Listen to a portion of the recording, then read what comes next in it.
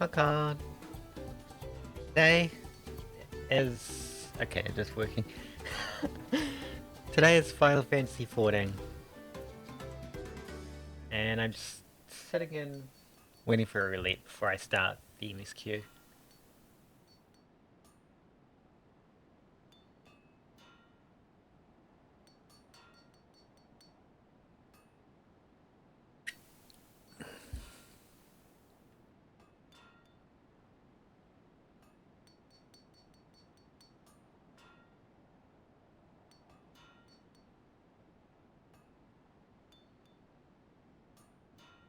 Also, I have two mails. I don't think there's a mailbox here to see what they are.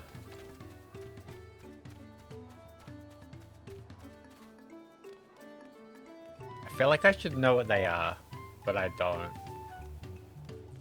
And there is no mailbox.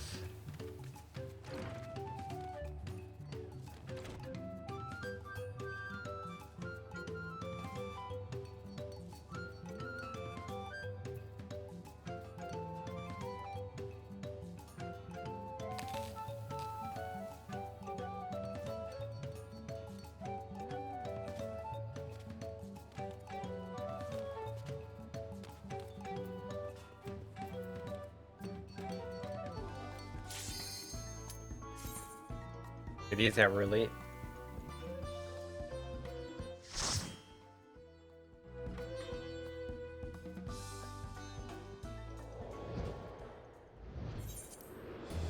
Is this the Sunken Temple of Karn? It is.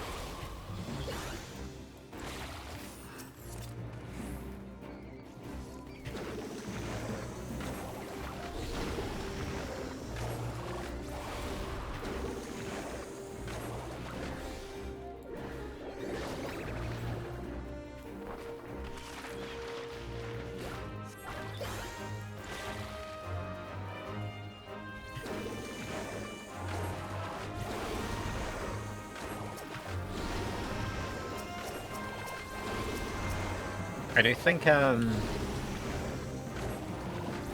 motif was not worth using then. Motif, whatever.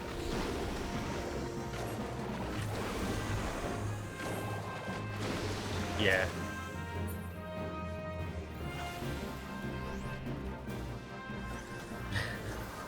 Did they get stung, like, right at the most funny timing?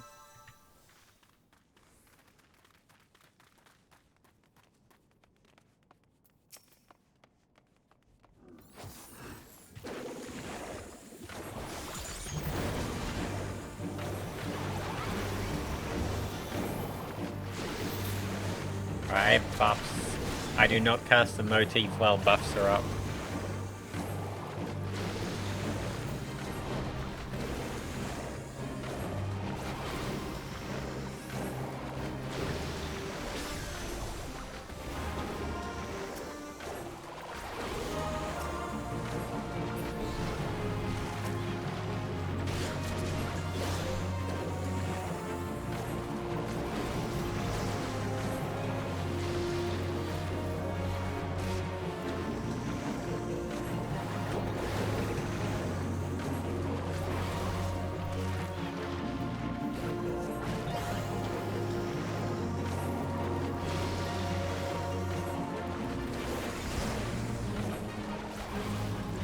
Ah!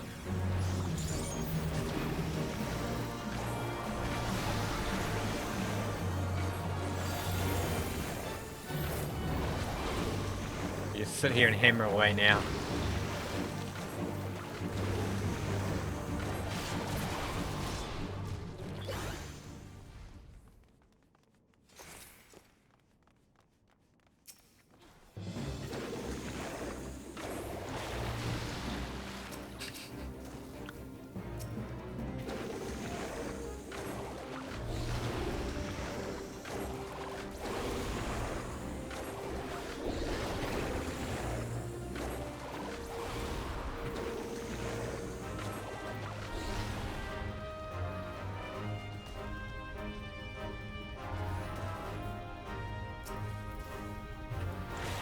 Oh heck, the room skip.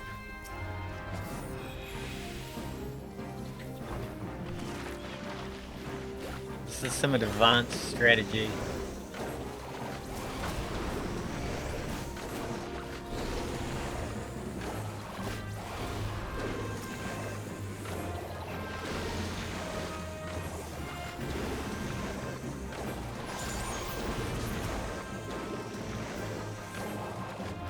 Why was aggro so messed up that pool, I wonder?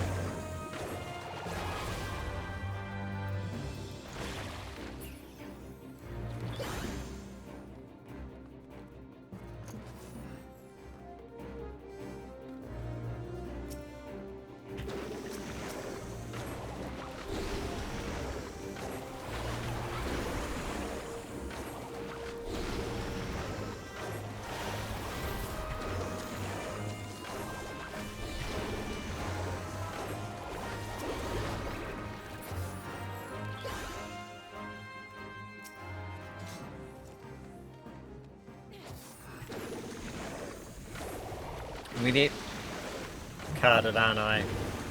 I don't deserve the card. Not right now. God damn it.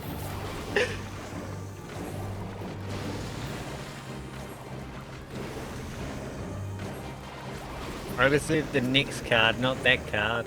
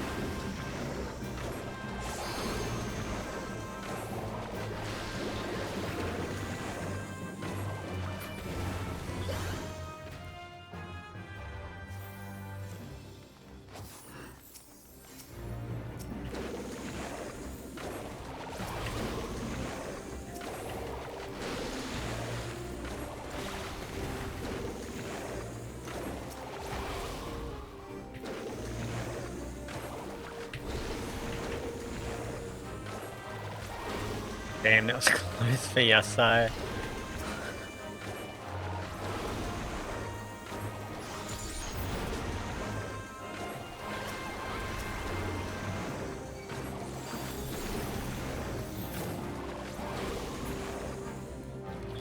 Weird card timing, I think, but okay.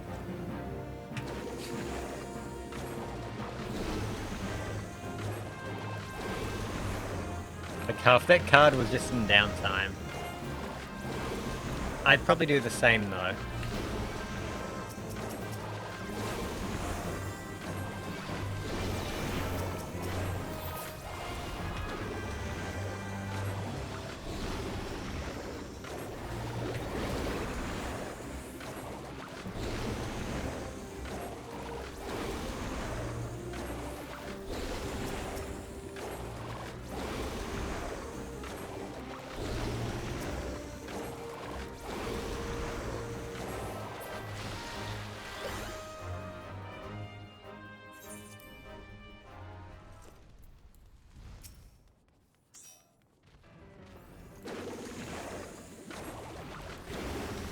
Okay, now a card would be good. Yes, good card timing. I like it.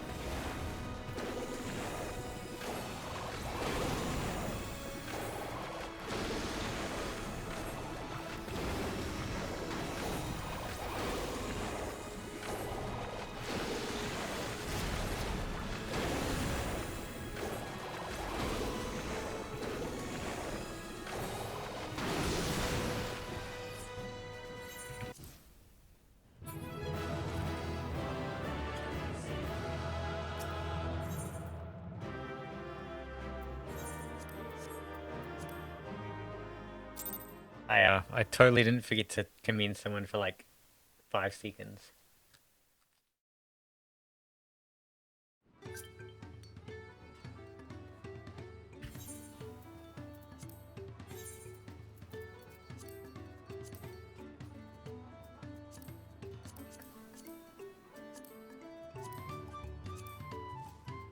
What else gives decent XP?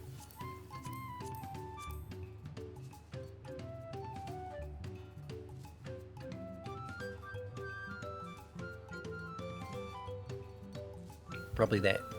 Hey, Bremies. I'm trying to miss the queue because cutscenes and stuff. The elected bids the claimants assemble in the large building on the west side of the village. I will head over after finding Thancred and Urionje. Ah, I also ran into the Levier twins on the way here. I took the liberty of directing them to the venue. We're rivals, but it's not his job to make sure I know the feat is starting. But even now, he's conscientious to a fault. Anyway, let's not keep Ready Rock waiting.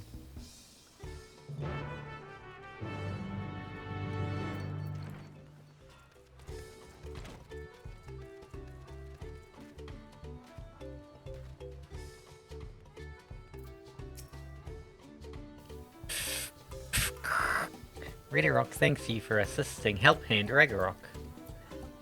She will announce the feat once the other claimants arrive, so please be patient a little while longer.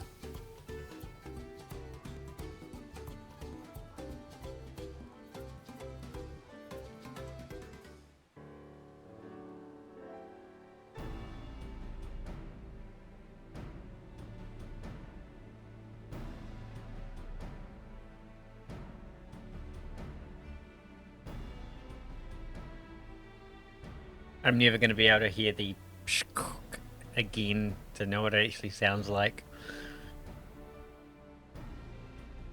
I'm happy to report that we were able to convince one of the Potsworn to stay. How did you fare?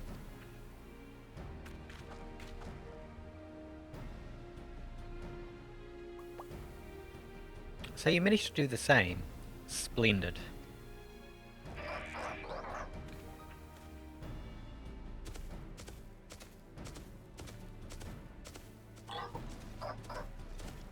Wait, is it just that metal sounding? Is the anyway, welcome to Earthenshire, First Promise. We support your plans for salt crossings and the new Potsworn they will bring. Hail the mighty Zor-Al-Jar! He cleared many piles of rockfall as if they were pebblestones, the resilient son for Dawn Servant. Zor-Al-Jar was clearing fallen rocks? I'm surprised he would volunteer his time for anything unrelated to the contest.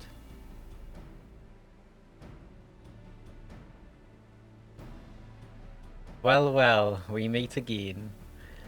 Speaking of, this guy... this guy...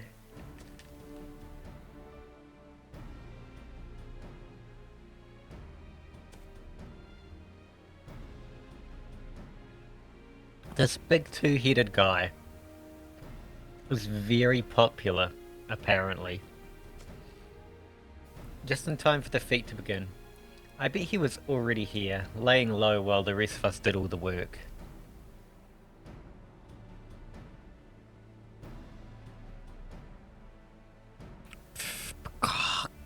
Claimants, your attention please. As Ready Rock has explained, many of our Potsworn left us following the storm. The precious metalwork crafted by those artisans, bringing in much jingly shine from across the salt. Should our stream of trade goods dry up, Earthenshire will suffer. Tuliolol merchants will suffer. So Ready Rock sets you this feat.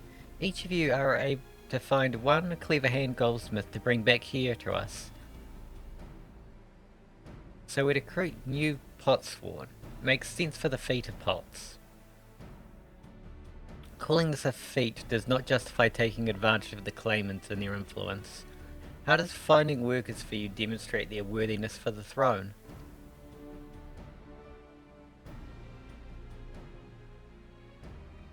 You are free to refuse Ready Rock's request. She will be happy to inform the Dawn Servant of Zor-Al-Jar's disqualification. The right is a means to an end. The steps we take to get there are not important.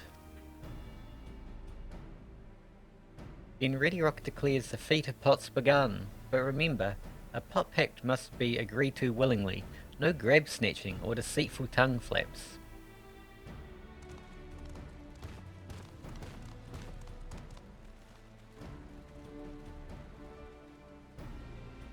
The Elector said nothing of taking a willing artisan from a rival. Which is exactly what we should do.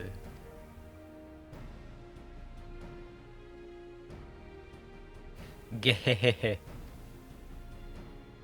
A fine suggestion, brother. I'm glad you think so, brother. Come, let us lay our plans.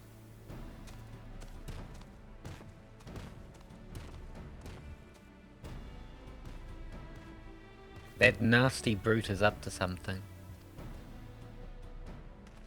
Aye, he may seek to delay us again as he did on the river, but we can remain vigilant while we plot our course. What do you think, Lamut? Have you any candidates in mind to satisfy this feat? I know some artisans amongst my supporters, but they're all in their twilight years. We couldn't ask them to give up the comforts of Tuliolol to live in this remote village, no matter how beautiful the scenery. Meanwhile, Koana probably has 100 young craftspeople to choose from. Not that I'm comparing us, you understand? That's just a statement of fact.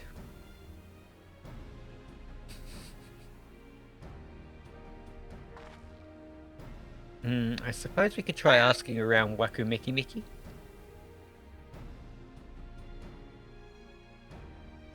It seems like a logical place to start. Back to Tuliolal it is.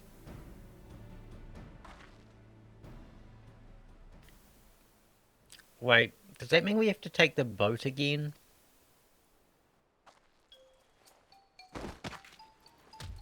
No, no, no.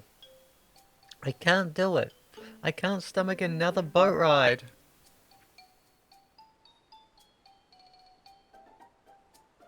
You said I should share my burdens, so I will speak plainly.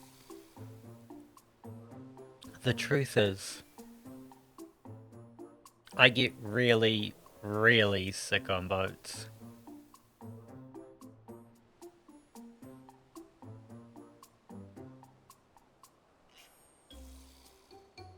Look, Limit, this is hardly news.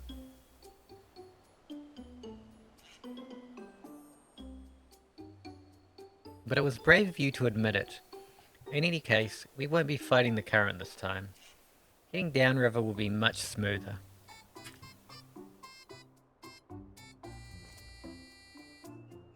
It will? Are you sure? I'm positive. Mostly.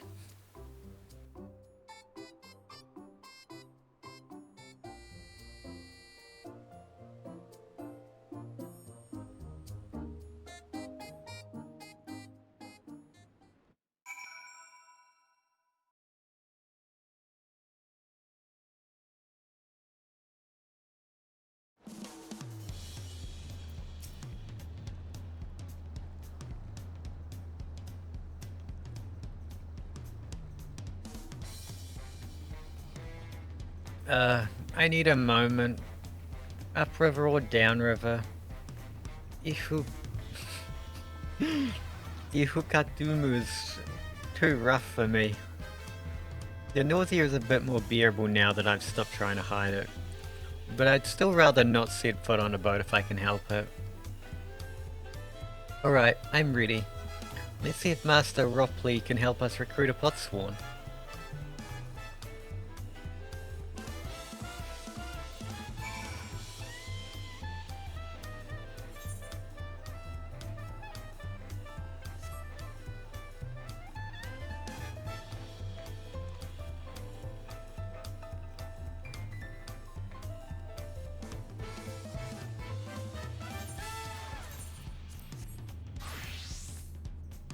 Or more likely we'll see that after this roulette.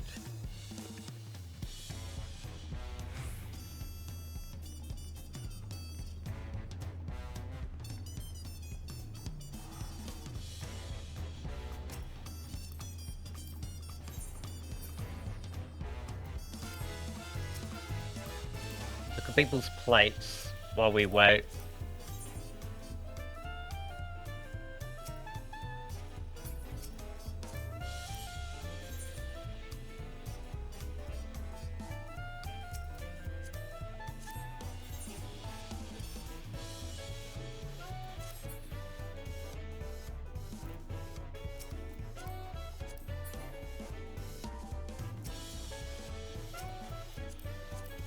Hey Broomies, what do you think of this one?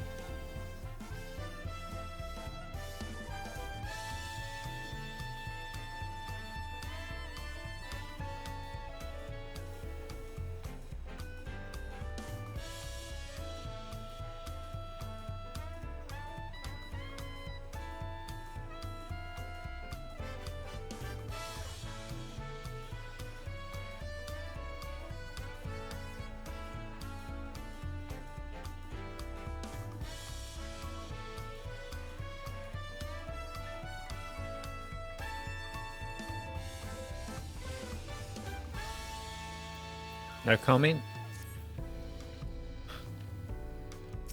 What about this person? Nice. Chicken head.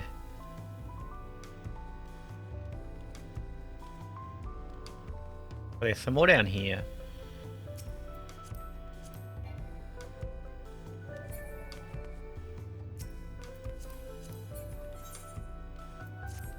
Nothing that Broomies would like though, I think.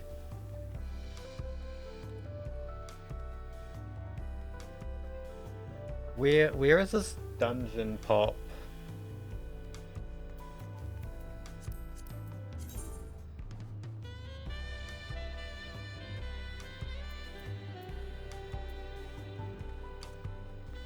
It's been weekly reset since I've played, hasn't it?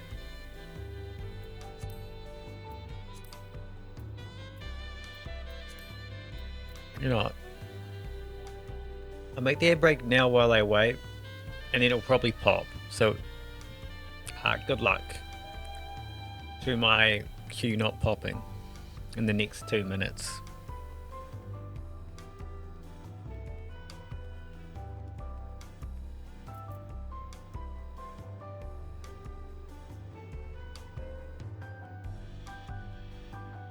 For those who don't have ads, you like weird ASMR of eating.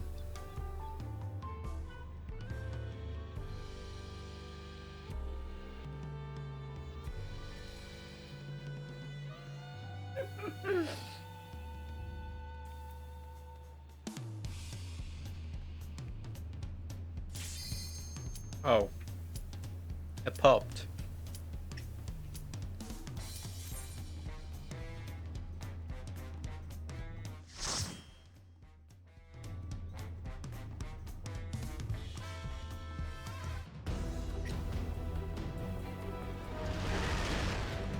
Good thing it has an unskippable cutscene we've seen like 5 times already on stream.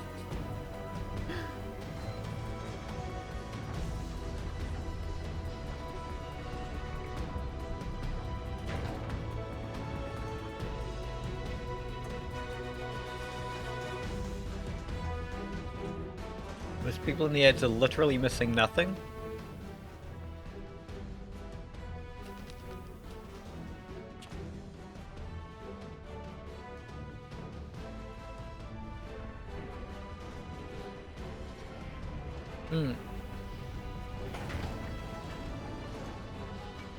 Was one of those cat girls cosplaying that girl? Oh no, I guess she's not.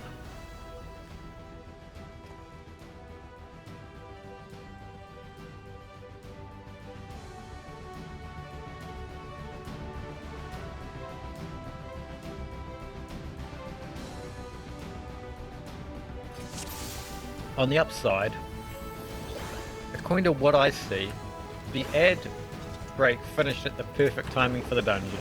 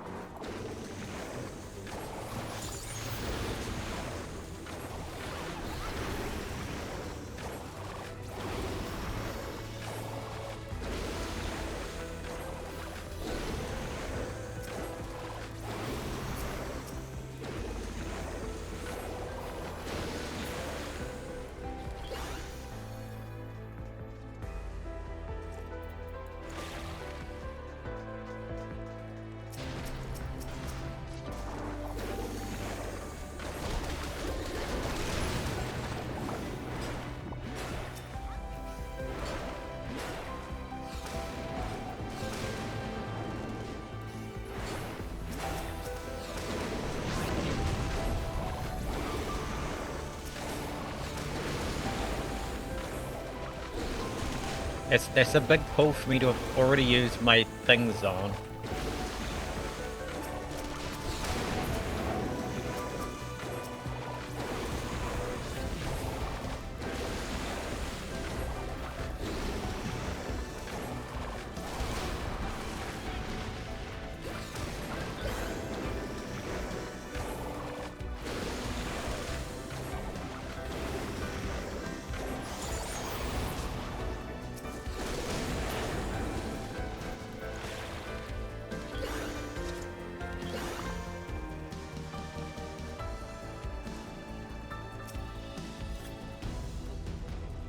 I have to remember where all the cutscenes are, like to do this optimally.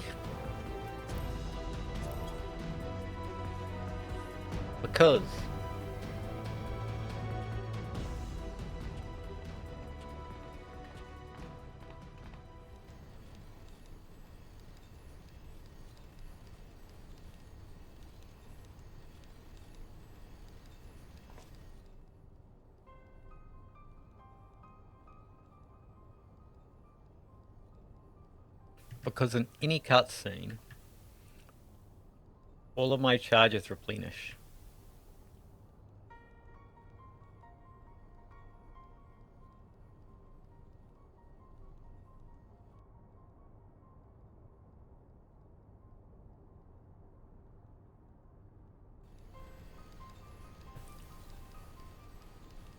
Actually, I know what my I know what my mail is. It's the rewards from the what do you call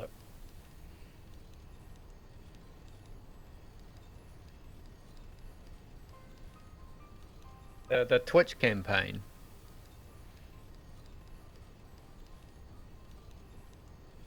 What's it like? Food XP things and Aetherite tickets.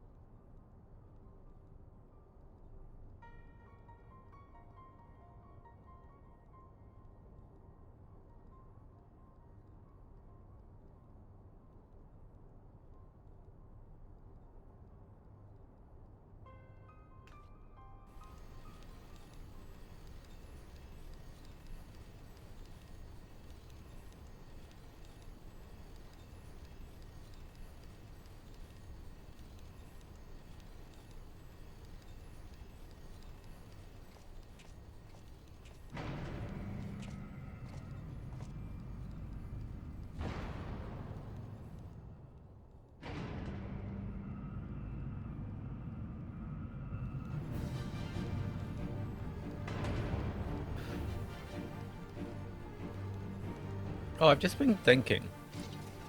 I wonder if in the Magitech phase, this Pictomancer, dismounting for your Magitech to get your Moogle thing ready is like something that you should do, technically speaking, to like min-max.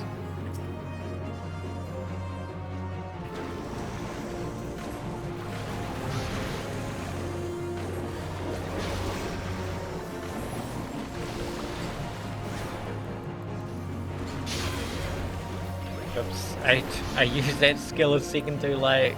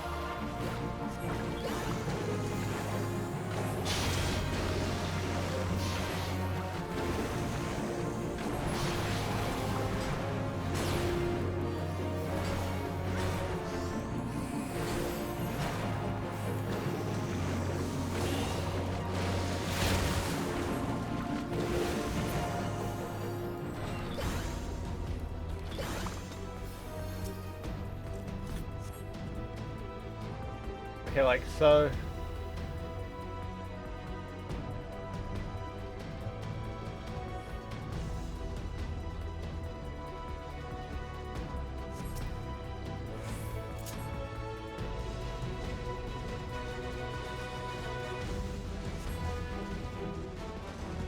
from here through to the next boss is just Magitech, right?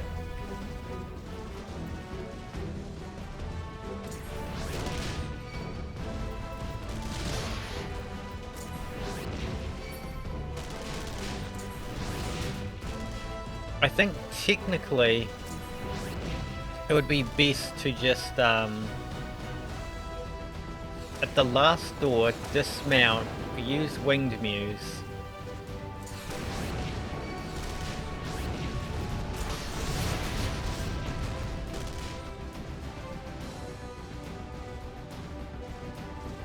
Also, now I am the tank.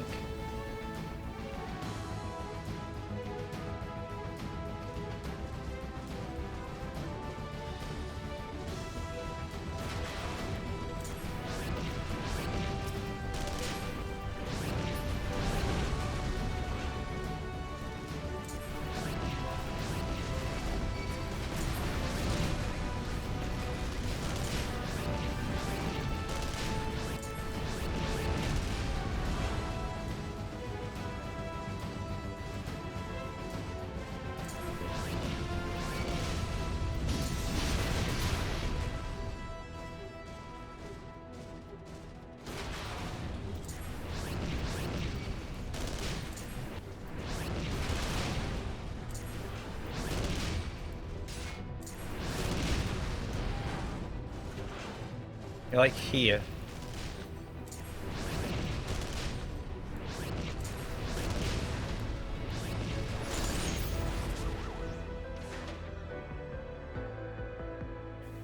Did you see that sneaky strategy?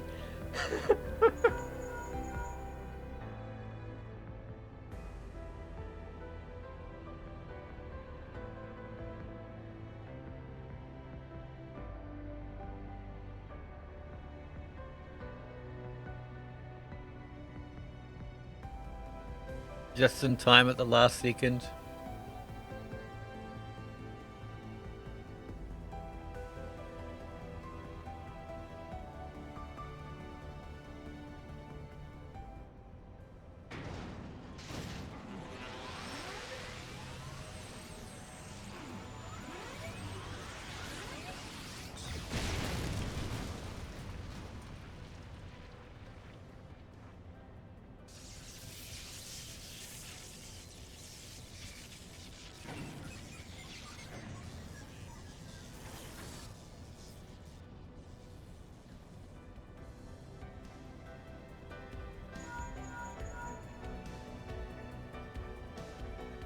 Actually, this and the first time we fight, I guess there is only that one guy.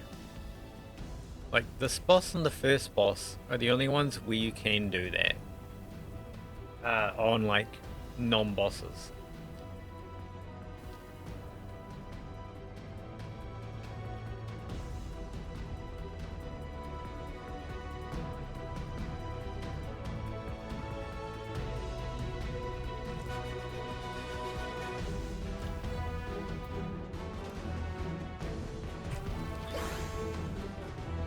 But also at the same time,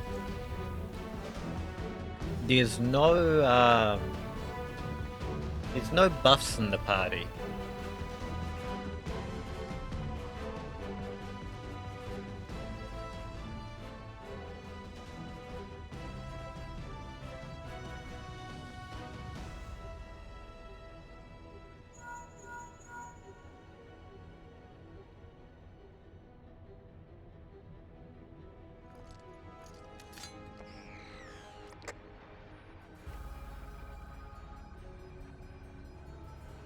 Like, I don't think Viper ever gets a buff. Scholar's buff is level 66.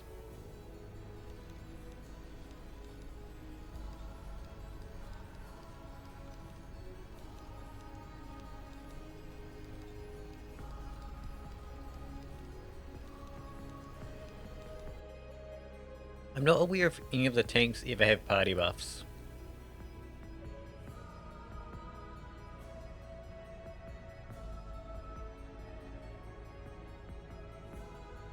I do know, like, when there was,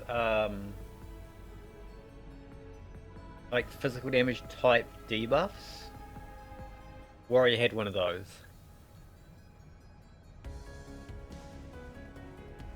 I think it was slashing.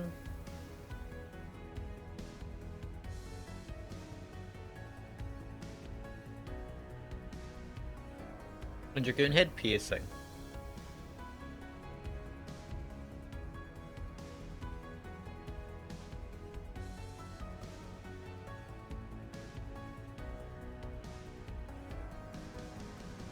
I think Dragoon was the only one in the game who had piercing debuff. So, in Raid, because you would take like a Bard for buffs, you'd also take a Dragoon for buff, but also that piercing debuff to help itself and the Bard's damage out. Not like the Bard really does enough damage at any point in the game that I remember. There might have been a few patches recently where the Bard was pretty good in damage for like a ranged DPS.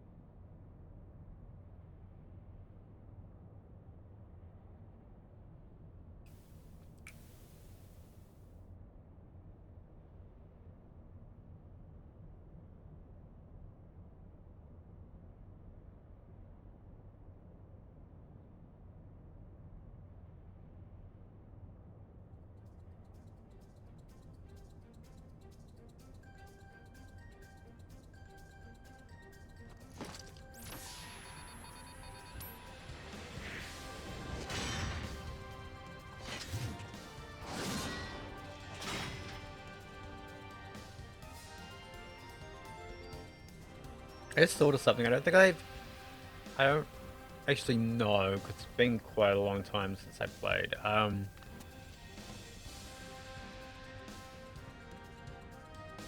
But I don't think I got the, what's it called? Tamamo headband? I could do that sometime. I should do that sometime.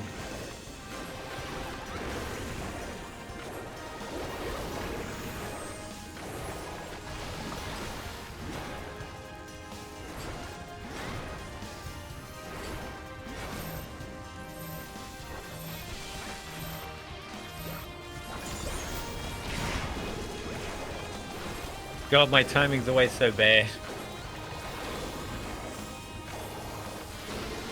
It's a good thing it doesn't matter.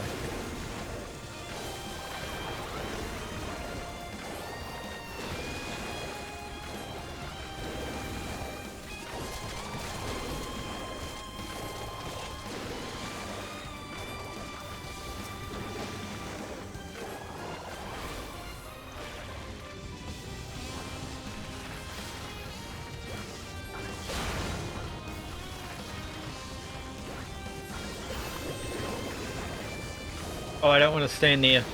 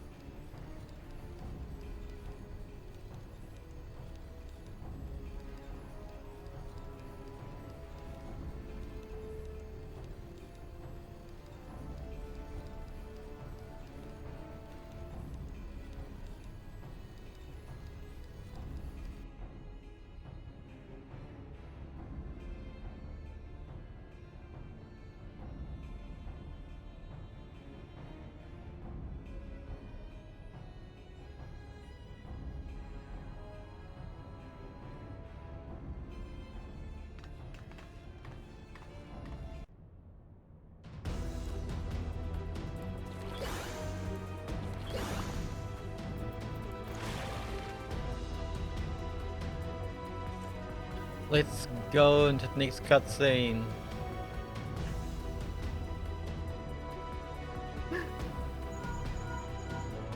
Look for the lift's control panel. It'll be somewhere nearby. Take the lift down, and you should find yourself in the chamber of the Ultima weapon.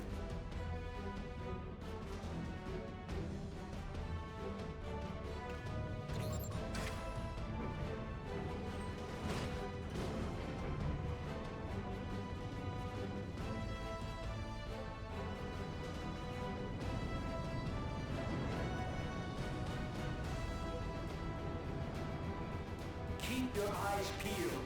Guys could be waiting for you down there. Oh, and don't even think about dying. You're too bloody useful.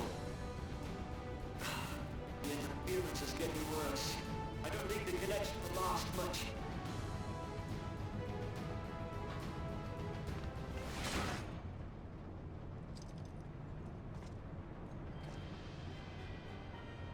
Tell me, for whom do you fight?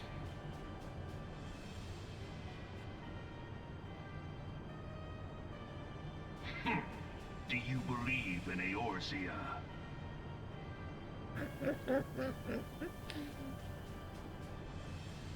Eorzea's I'm just thinking, like, unity is forged of falsehoods.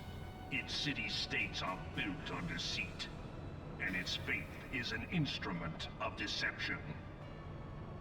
everyone who's here It is not but a cobweb of lies.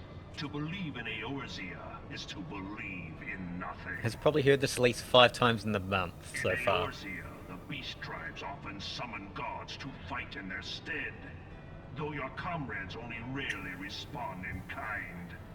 Which is strange, is it not? Are the 12 otherwise engaged? I was given to understand they were your protectors. If you truly believe them your guardians, why do you not repeat the trick that served you so well at Cartano and call them down? They will answer, so long as you lavish them with crystals and gorge them on ether. Your gods are no different from those of the beasts. Icons, everyone. Except but this, and you will see how Eorzea's faith is bleeding the land dry. Nor is this unknown to your masters, which prompts the question, why do they cling to these false deities? What drives even men of learning, even the great Louis Soir, to grovel at their feet? The answer? Your masters lack the strength to do otherwise. For the world of man to mean anything, man must own the world. To this end, he hath fought ever to raise himself through conflict, to grow rich through conquest. And when the dust of battle settles, it is ever the strong who dictate the fate of the weak.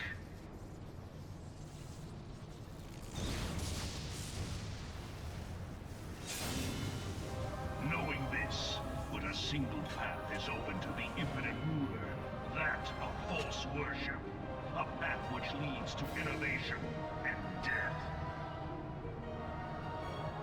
Only a man of power can rightly steer the course of civilization. And in this land of creeping mendacity, that one truth will prove its salvation.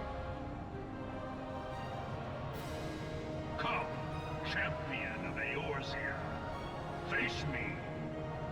Your defeat shall serve as proof of my readiness to rule.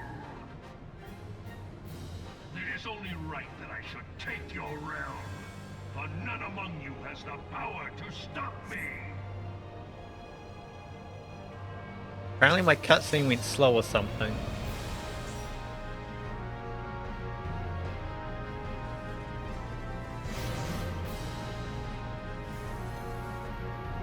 I don't know why, but apparently it did.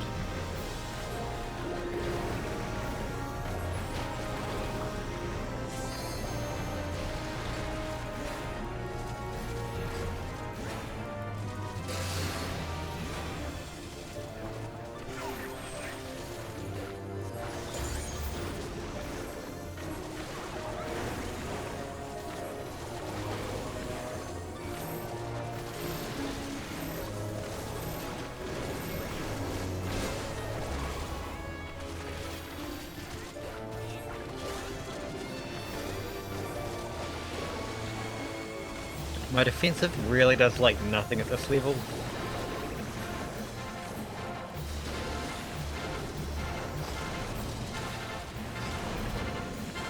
God, that hit me. I mean, I was going at a weird angle and stuff. I'm not really surprised, but it hit me, damn. At the same time.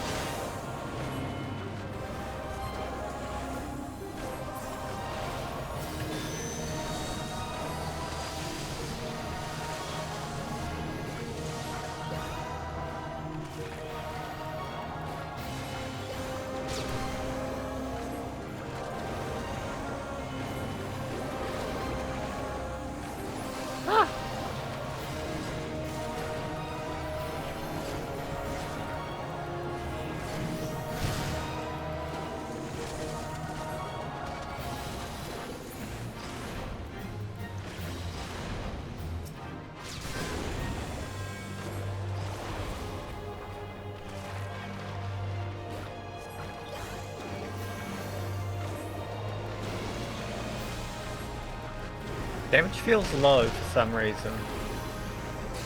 Oh my god. I keep standing in the shit.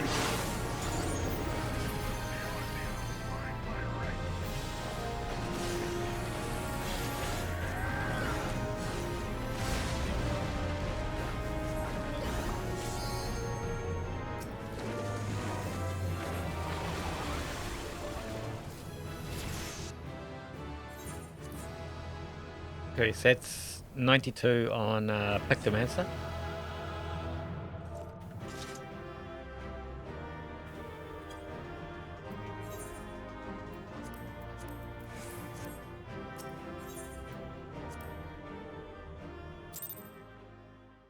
And ignore me nearly dying.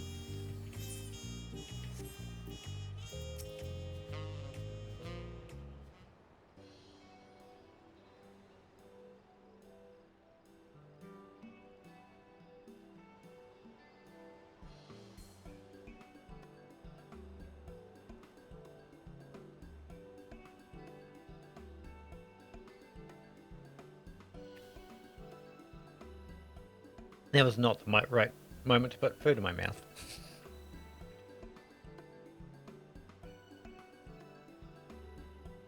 Greetings, Stewed Promise. What brings you back to watch you Mickey? You've not chipped your eggs again, have you? No, Master Ropley. Actually, I have a favour to ask.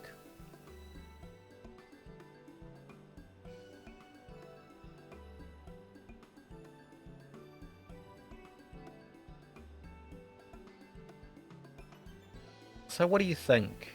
Do you know of any craftsmen who might be interested?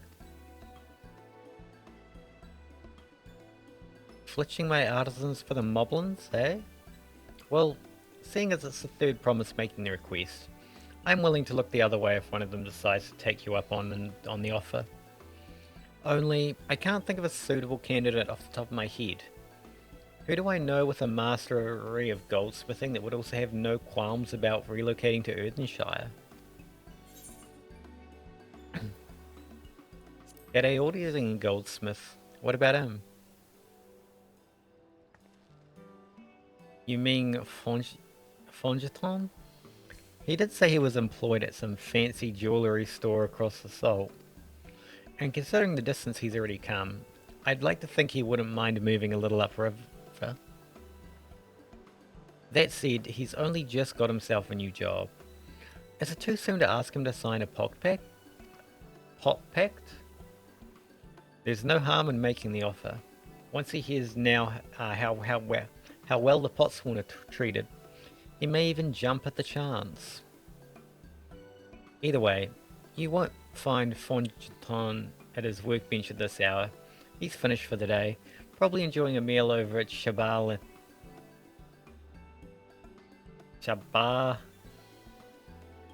Latte. I don't know. Then maybe we should go and talk to him. Just you and me, since he knows us. Wouldn't want him to feel intimidated by having to deal with a crowd of new faces. The two of us can handle this. Take a rest by the cabins, if you like.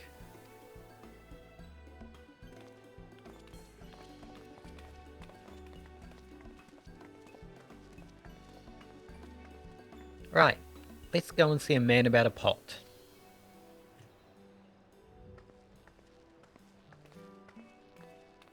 A man about a pot.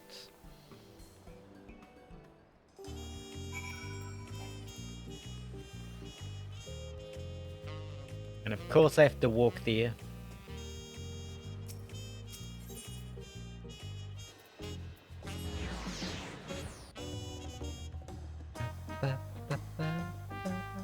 Alright, I'm meant to be doing this as Est until Est hits 93. And then I switch to Picto.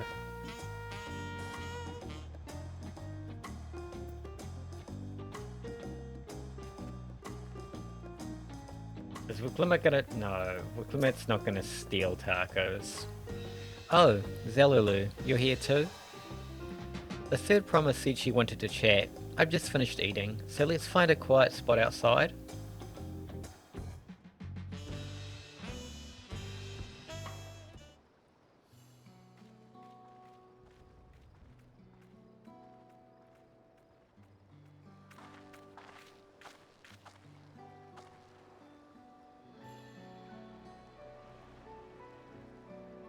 The last time we talked on this beach, you were in a miserable state.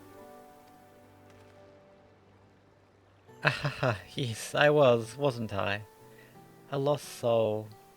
Until the two of you came along and helped me rediscover my purpose. My new place of employment has been most welcoming, and for the first time in a long time, I feel content with my lot in life. That's wonderful. So, what is it you wish to discuss? Well, it's hard to ask this right after you've settled in, but I'm looking for someone to become a potsworn. I heard my new colleagues mention the term. That's when an artisan signs a contract for the moblins, isn't it? But you're not a moblin. I'm not sure I understand. It's for a feat in the right of succession. I need to bring a new potsworn to Earthenshire. So that is the way of it. We've barely met, and after pushing you to work at Waku Meki Meki, I'm now demanding you throw that away and sign a pot pack instead. It's a selfish request, I know. I have something to tell you, third promise. The other day, I completed the necessary procedures for immigration. I am pleased to say I am now official subject of Tuliolal. I've since endeavoured to learn what I can of my new nation, beginning with the right of succession and its claimants, including you, of course. Now, you'll recall it was my father's example, which led me to pursue goldsmithing.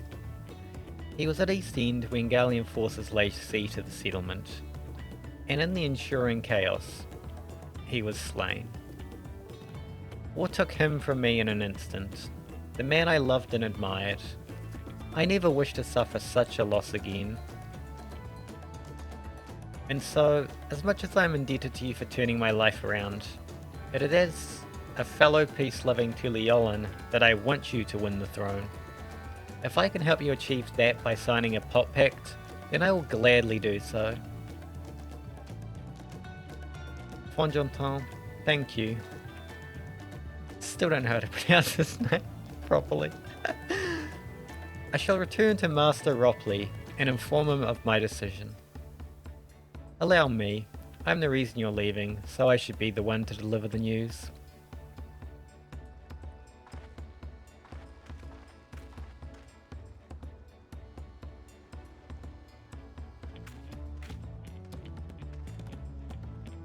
Perhaps you remember me? Brokevu, owner of Shibalavti? I'd like a word, if you don't mind. You're Wiklamat's ally from across the salt, right? And a hero of some renown too, if the gossip's to be believed. Well, as it so happens, I could use some heroic help. It doesn't need to be right now, but could you come by when you have a spare moment? Much appreciated. I'll be waiting for you at my shop then.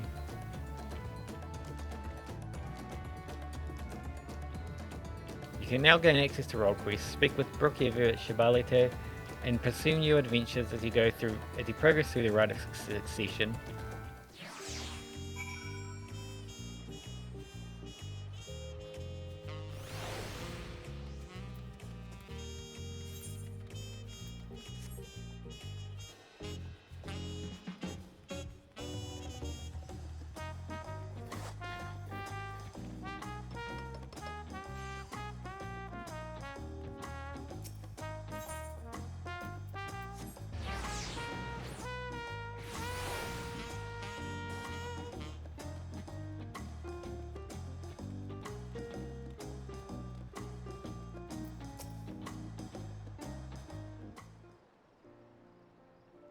Master Ropley, I'm sorry to have to tell you this, but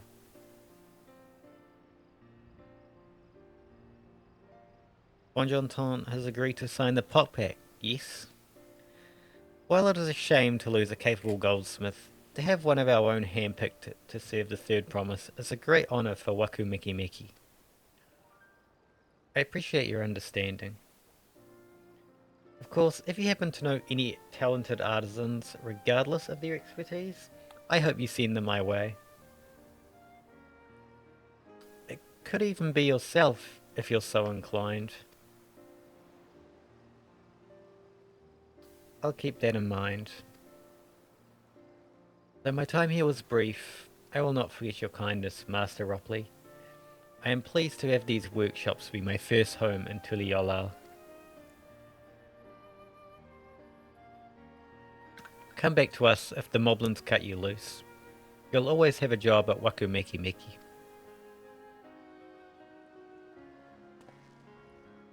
I expect you want to leave for Earthenshire as soon as possible. I'll go and pack my things.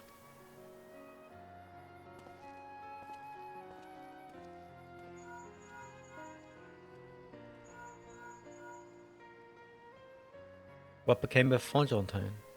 Were you able to find him? We did, and he's agreed to become a potsworn. We'll leave when he's ready, but you still have a little time. Splendid. We shall meet you anon.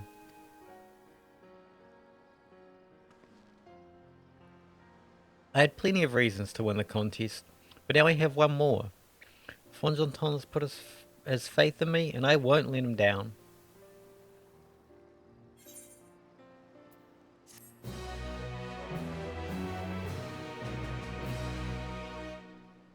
You may now unlock deliveries for Waku Miki Miki. Speak to Ropley and pursue new endeavours as you progress through the Rite of Succession.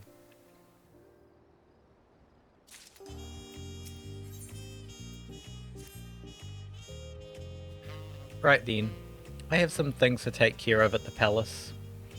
You can pass the time however you like. I suggest you head back to the cabins. After all, even heroes need to rest, and we still have a big journey ahead of us.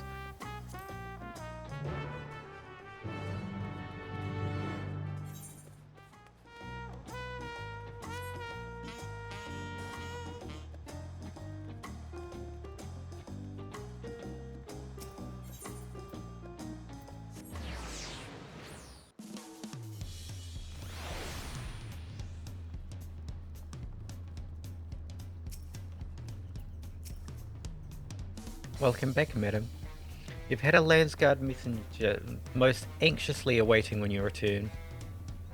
Zalulu of the Third Promise's entourage? I've been all over the city looking for you. The dawn servant summons you to the palace. You are to present yourself to the guard gate stationed outside Sunperch at your earliest convenience. Oh, and one more thing. You are not to mention this visit to Wukulama.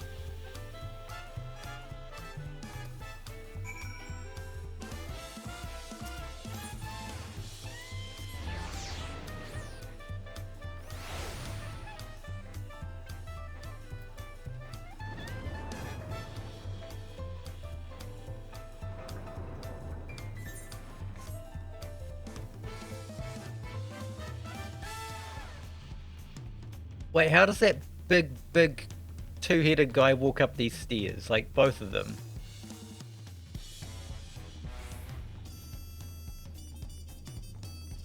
Does he have like his own ramp or something?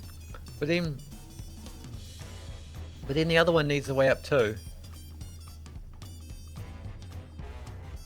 Ah. This is an instance, so I'm gonna have the ad go now.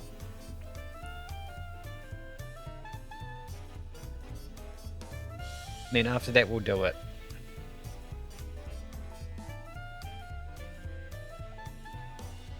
It also gives me time to finish the banana.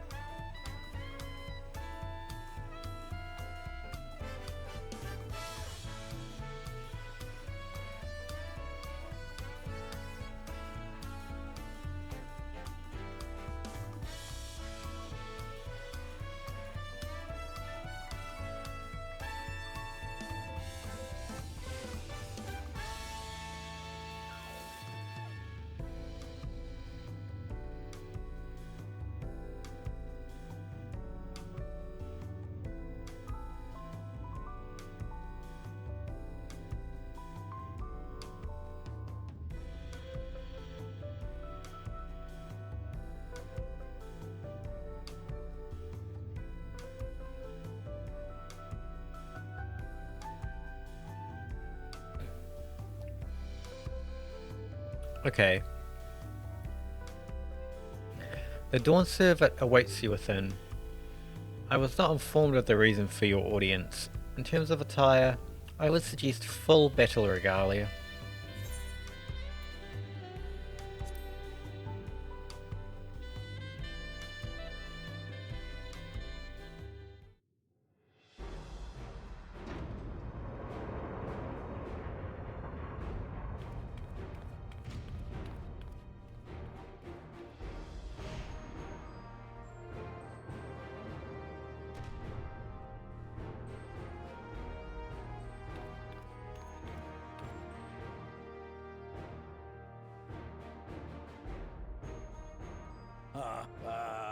Forgive me this sudden summons. When I learned my daughter's champion was back in the city, I couldn't resist the opportunity.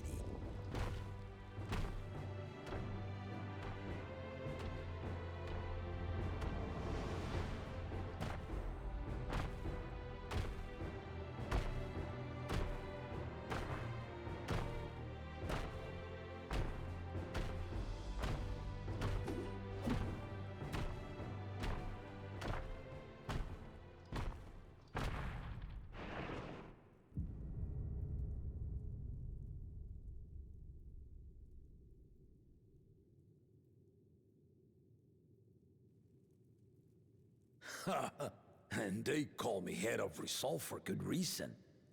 Old as I am, I have not lost a battle worthy of the name since the day I took the throne.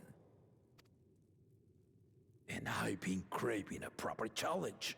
The lance wielder, Estinian, he fought well enough, but our bout was ended before a victor could be decided. Judging by the sailors' gossip, you are a warrior of renown in your homeland. Yet I wonder, with all your deeds done and victories won,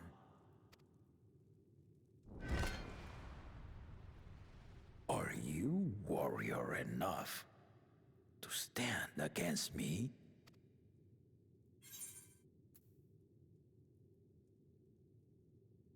Why don't we find out?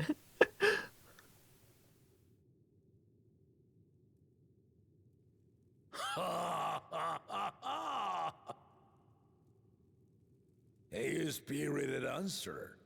Why not indeed? What I'd have to say. The battle rages upon me. I'll stop short of killing you, of course. But expect no other mercies. Come! Ready your arms. I don't think Show I'm me very the warrior. truth of the I'm very tales. astrologian right now, though.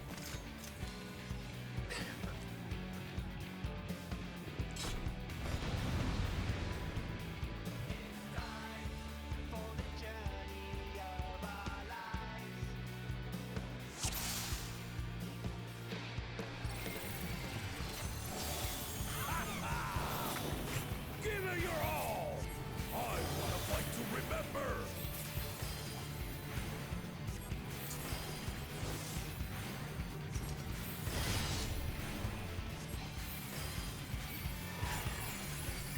Let's test the waters.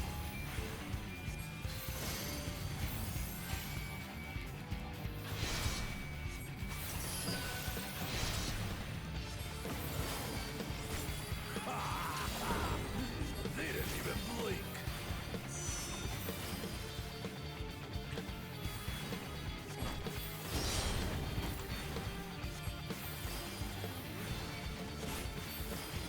Have you ever fought a viper? Ha! Let's see how you handle this. Oh god. What was that?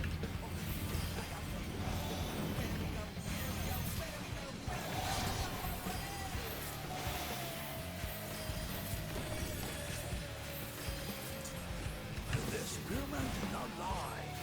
Very well.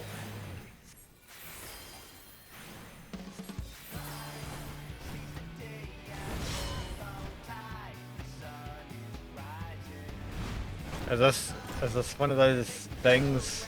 Resolve and listen,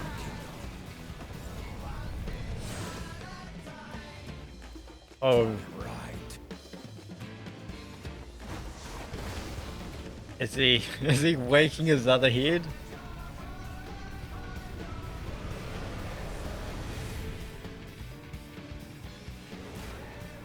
Ow.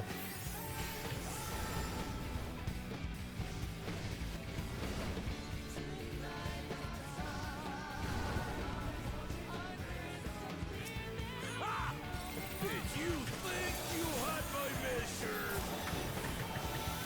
Take this!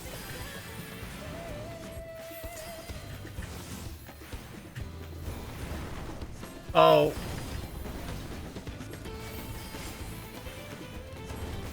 Just holding up?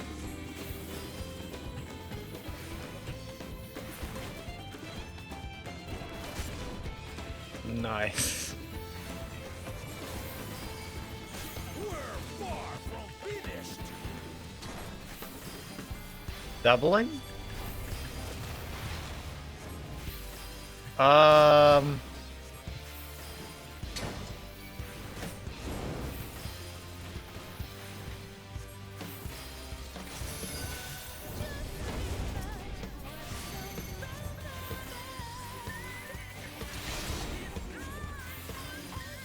Oh, my bad.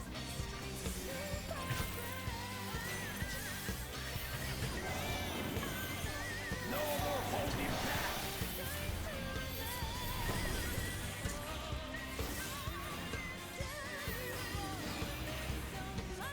Stay alert.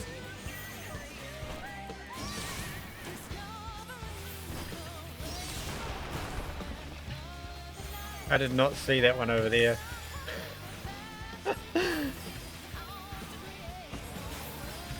I swear I'm good at video games.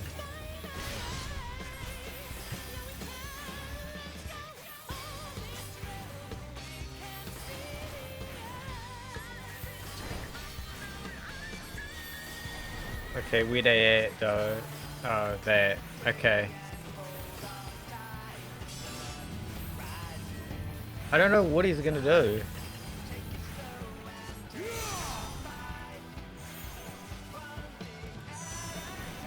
I see.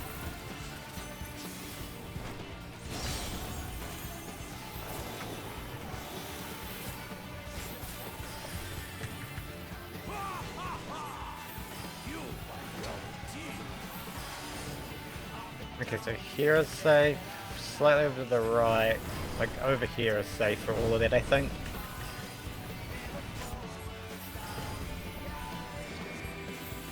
And then we want to be pushed over there.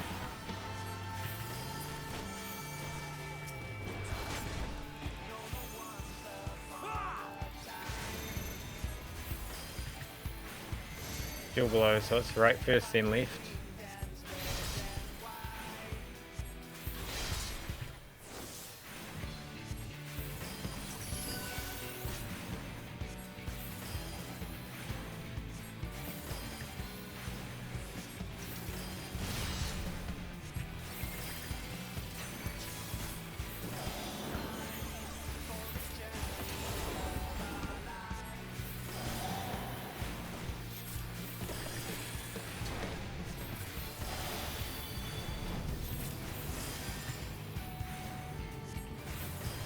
I don't remember what doubling is. Alright.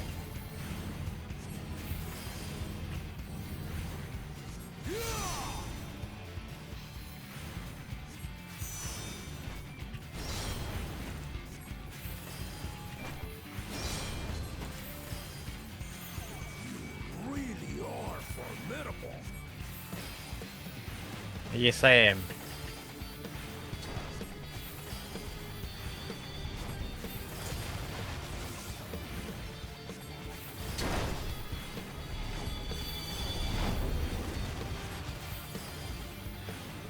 I wouldn't be here if I wasn't.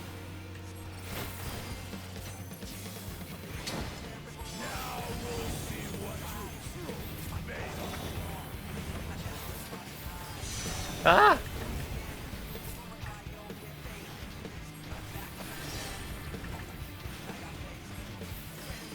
Oh god, which one's going first?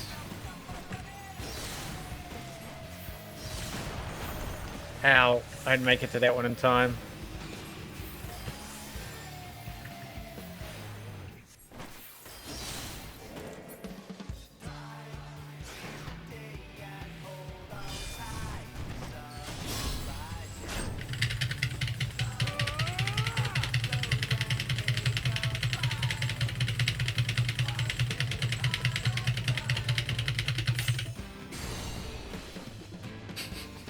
I just love spamming the spacebar as hard as possible during those.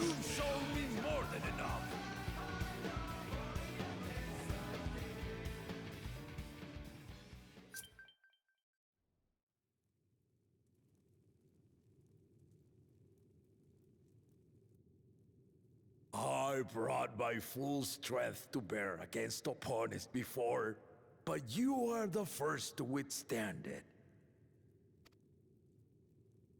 Even with my head of reason asleep, I never expected you to give me so much trouble.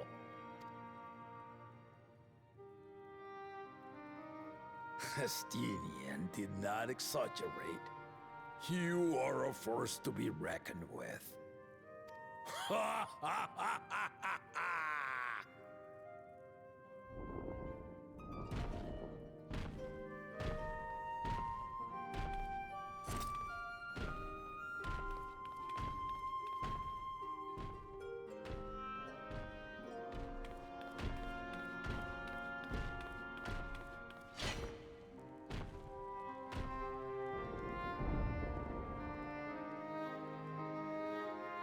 Now, a confession. I said I crave a challenge, and that was no lie. But I had another reason for calling you here. I had to judge for myself if you were fit to attend my beloved daughter. In some respects, she is much like me. Hot-headed and prone to rush into danger. But one with your healing touch could sustain Lamati even as she contends with the most fearsome of foes. I wonder what he says here if you're like a tank or a DPS.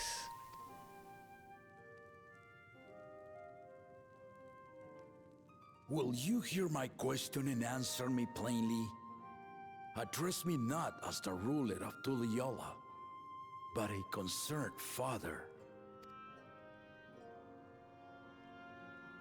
Thank you. Then tell me, given your journey together thus far, what is your impression of Lamati? Whether it be as their promise or just a companion on the road. Speak your mind.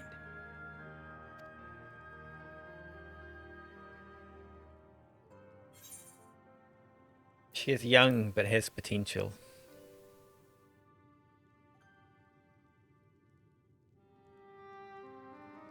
Ha! A tactful response, but agreed. She is not ready for the throne. Not yet. Lamati thinks she understands our many peoples. Their histories, their cultures, their beliefs. But she knows only what she's seen in the capital. And it's not only her who concerns me. Even this early in the contest, you must have realized. As potential rulers, all 4 claimants are lacking. This is why I elected to hold the right of succession. Not to choose a fitting candidate, but to cultivate one. And if no one has impressed me by the end of it, then to no one will I yield my throne.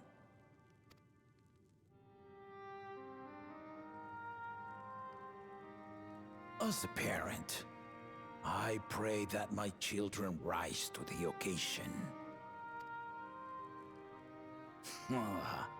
With outsiders dragged into my game, I am also hopeful that the different perspectives you and your companions have to offer will inspire them to grow.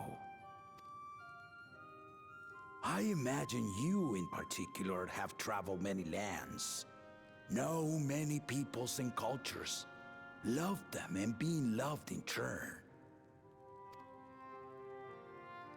Guide Lamati as you think best.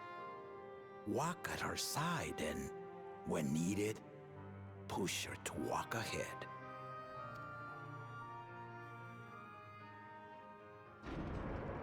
I knew it.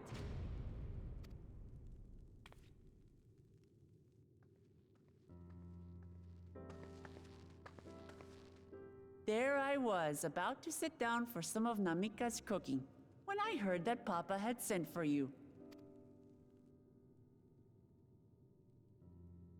You were dueling behind my back, weren't you?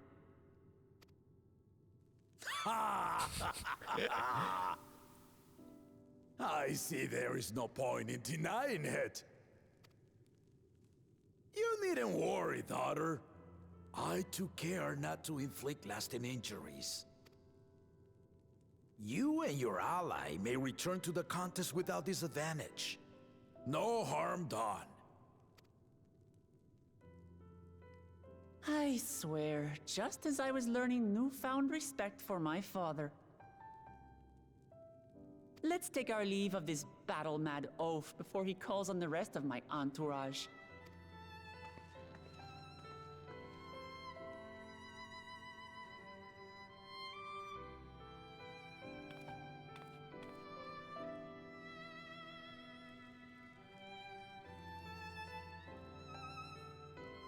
Watch over her, champion.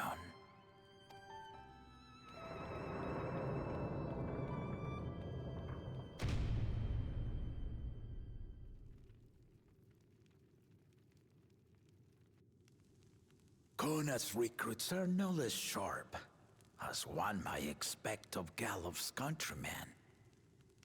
They saw the flaws in our claimants from the outset.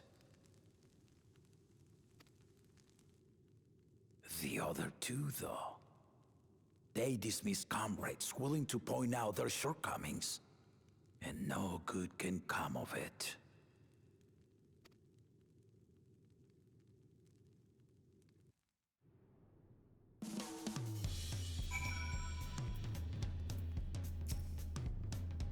If he had his way, Papa would keep dueling until the day he dies. Even now, I know of only 3 people who didn't need to get carried away after their bouts. Zod-al-Jar, your lance-wielding friend Estinian, and yourself. You really do live up to your fearsome reputation. I'm curious though, did Papa want anything else of you? A small favour, nothing more. Well, if that's all it was...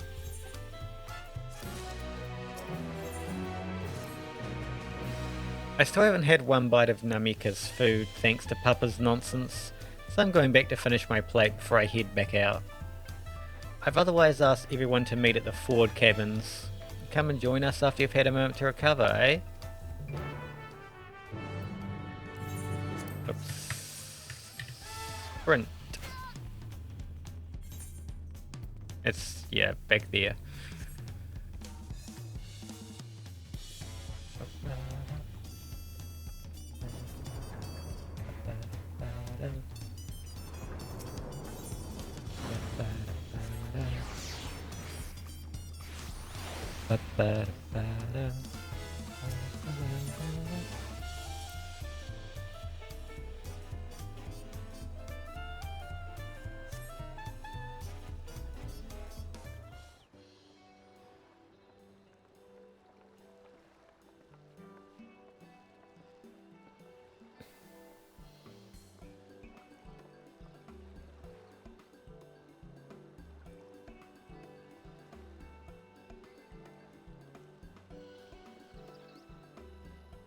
Sorry to keep everyone waiting. Is that it? You're all set to go? I left Eorzea prepared to travel in search of work, so I had few belongings to begin with. Bidding farewell to my fellow artisans took rather a lot of time, however. Again, I appreciate you making this commitment, Forgenton.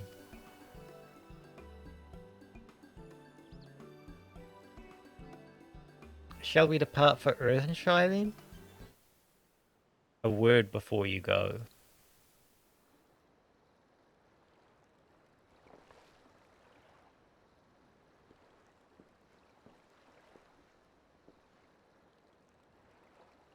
Wookivu? What are you doing here? Ah, I spent my days correcting manners, and here I am perpetrating the grave offence of delaying the third promise's departure.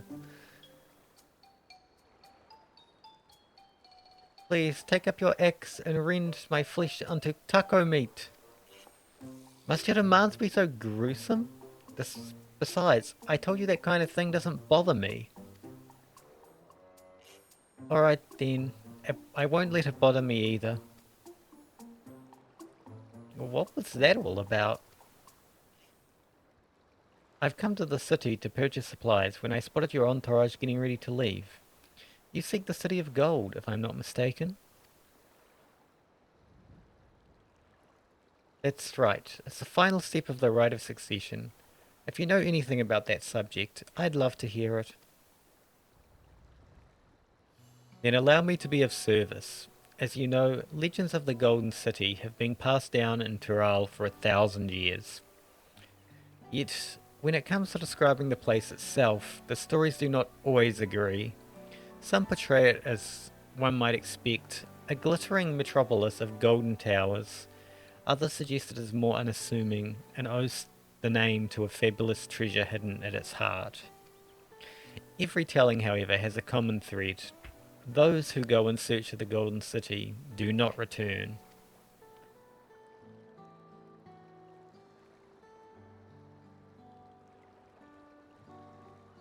The lesson to be learned from this third promise is to seek that legend is to court death.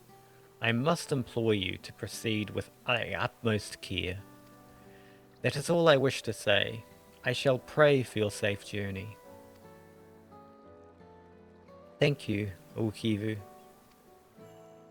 Evu? Evu? Probably Evu.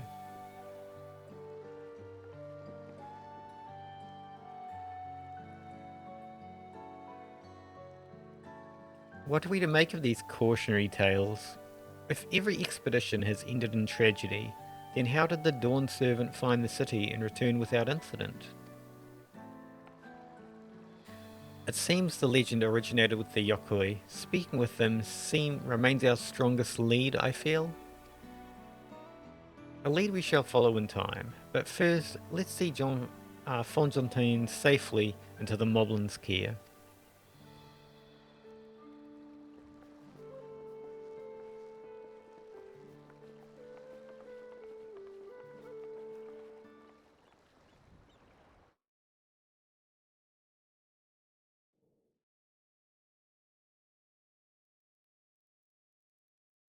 Meanwhile, in Kozamauka.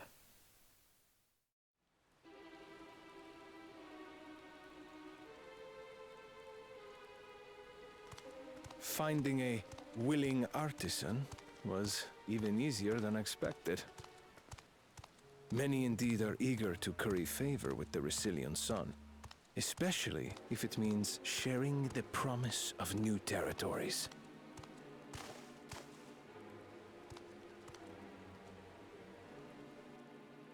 Those who prove useful will have all the land they desire.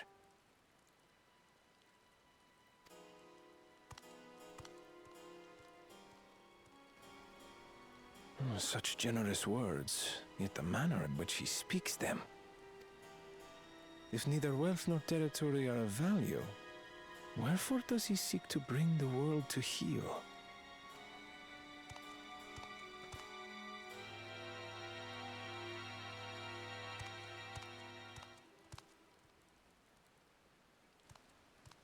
Step aside. Remind me. There was no rule against poaching craftsmen from other claimants. Was there?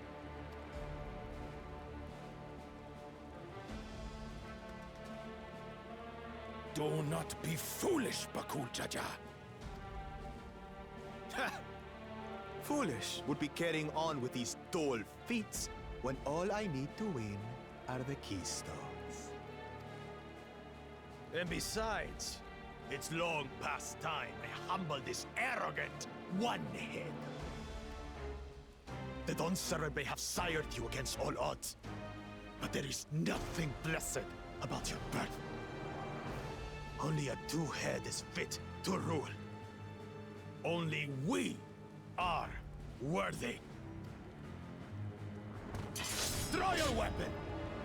Face me in battle, and learn your place.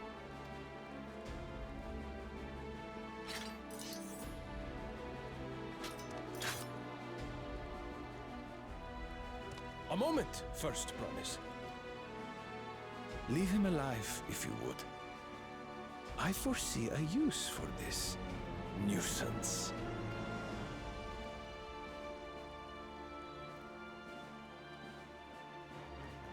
Too scared to make the first move? Then allow me!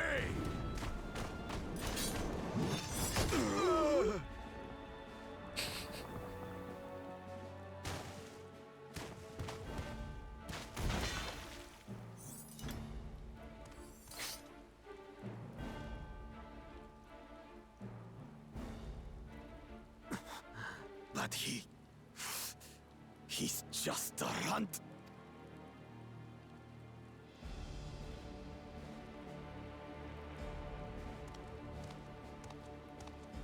My thanks for your restraint. I can kill him whenever I please.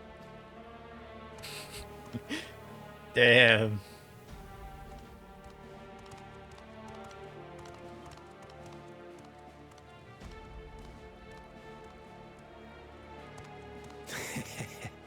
Your part in this is far from over.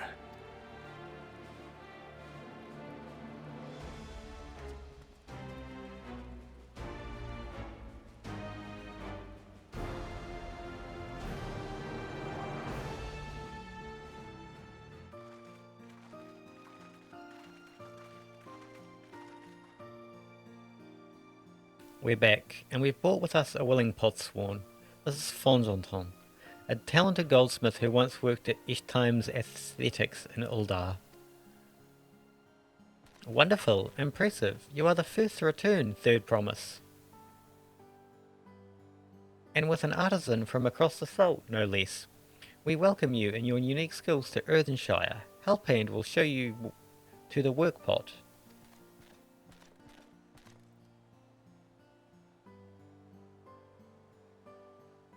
This is it then.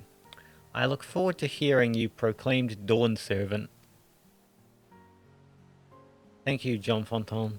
I'll be sure not to disappoint you.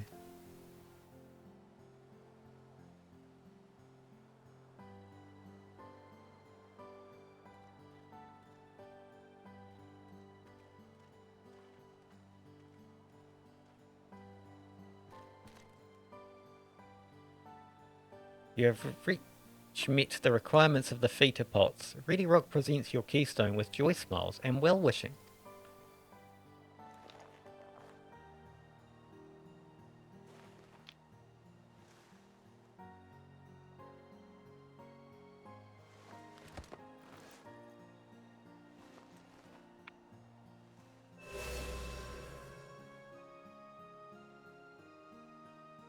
That makes 3.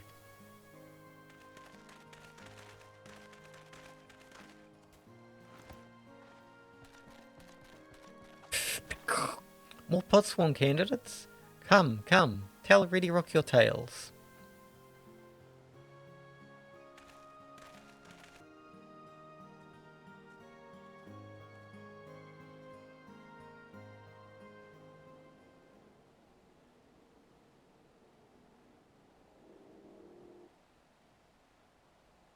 Another feat accomplished, another keystone acquired. Oh ho ho, you are doing well. I expected nothing less of Zoraljar's esteemed siblings. Your cleverness in particular is most admirable, Second Promise. We must have you apply that Sharlayan knowledge you so cherish and arm Tural with weapons of Magitech design. In your role as the new Dawn Servant's chief advisor, of course.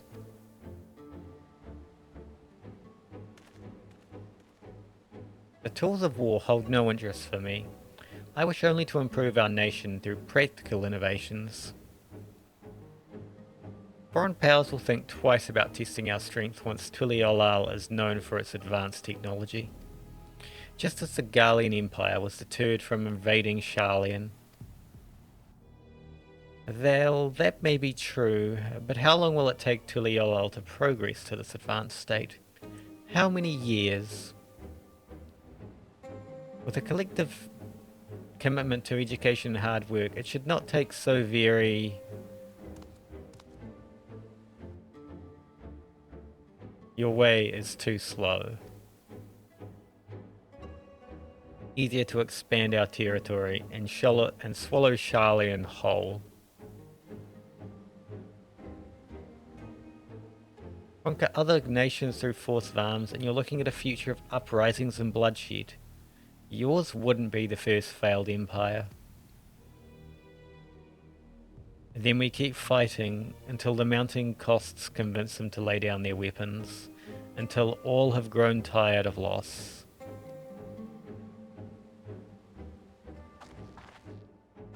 How would such an outcome bring anyone joy? What you propose is a mockery of peace.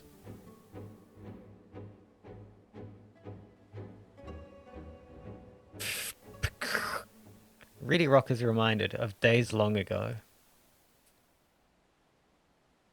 In the time before Tuliolal, there was no pockpacks for the potsworn.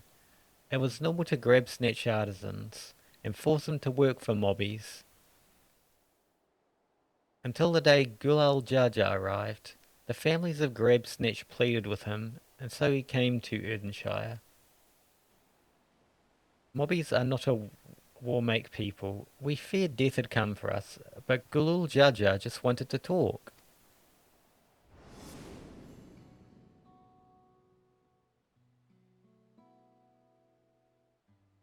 Be at ease. We are here to trade words, not blows. The gold work crafted in this village is superb. One can tell at a glance the quality of materials used, the mastery of technique employed. Yet it does not stir the heart. A goblet shaped by bound hands and broken spirit is devoid of luster. Compare that now to the works of a joyful artisan. She pours her very soul into her creations, and they shine like the newly risen sun. Have you not seen this to be true? And so began the custom of good living. Happy potsworns make good works, and good works make mobbies happy. Gulal Jaja's words were wise. Joy smiles did indeed bring fine craft and much jingly shine. So the head of reason was behind the forging of potpacks. Yes, reason and clever think changed Mobby's way of life. Humph.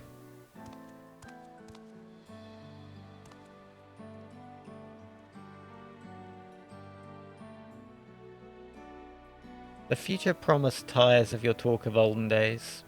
He would rather look to the future and the next feat.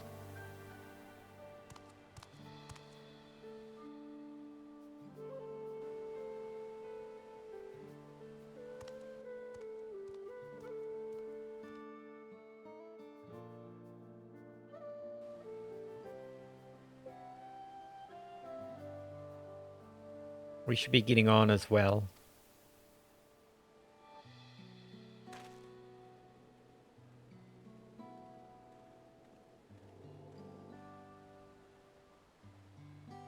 But Gulal Jaja never did come back, did he?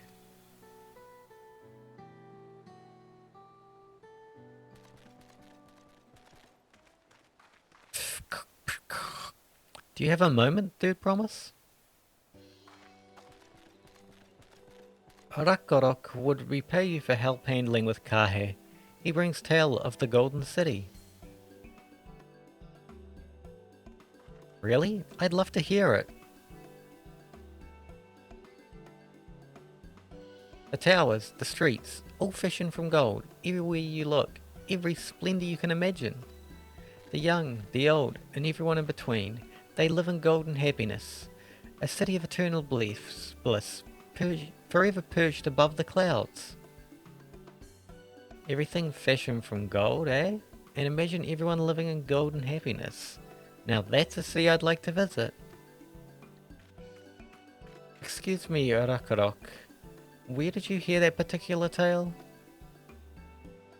From our long-time Yokui friends. They live up the mountains in Urkabacha. The giants again.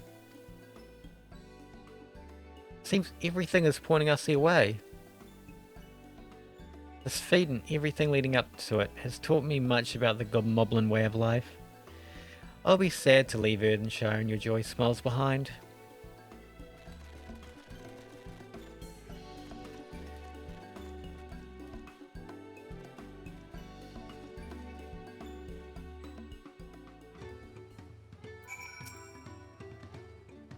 Alright, we should go and see the giants next.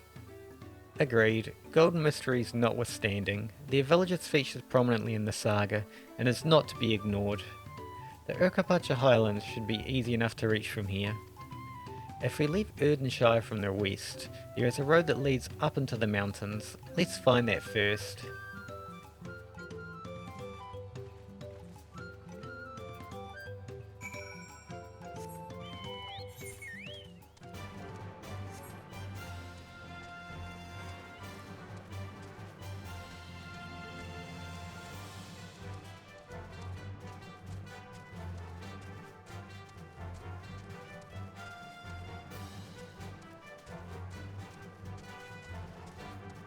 Oh, I will not do the dialogue there. Yet. There's an ad break in about a minute. I need to do some things. I'll probably be going for about 5 minutes.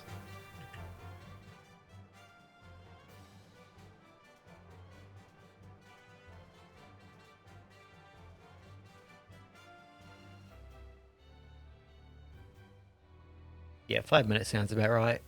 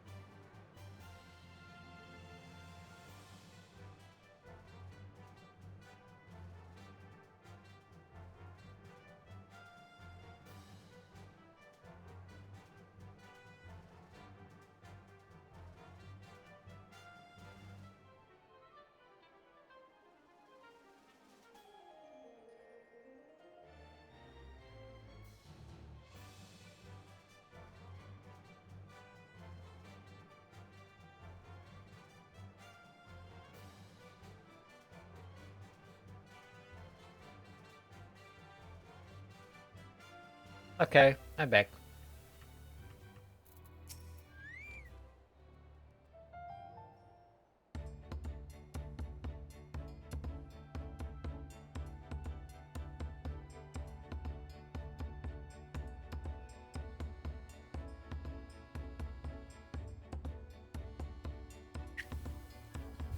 Looks like the trail is going to get steep from here on in.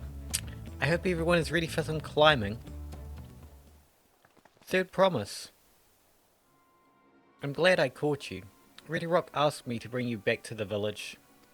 She says there's something she forgot to give you. Huh? Something other than the keystone? Yes, an item of great importance, or so I was told. It shouldn't take long, if you would please follow me.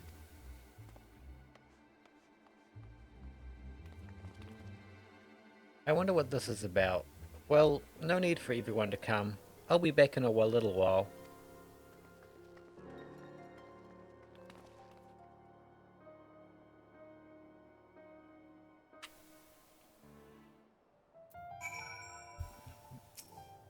It isn't really rock, is it? This is taking quite a while. Just keep waiting for now, I suppose.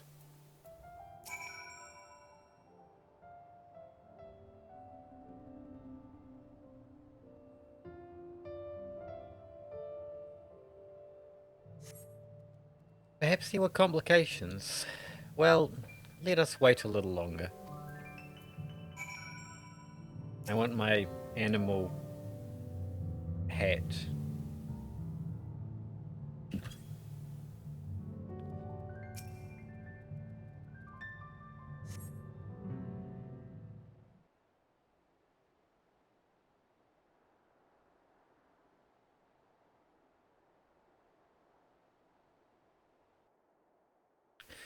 This is getting a little ridiculous. Did she get lost on the way back to us? But how? There's only the one road. I wouldn't underestimate Wuglamak's sense of direction or lack thereof. Fortunately she has a link pearl. Let's see what's keeping her, shall we?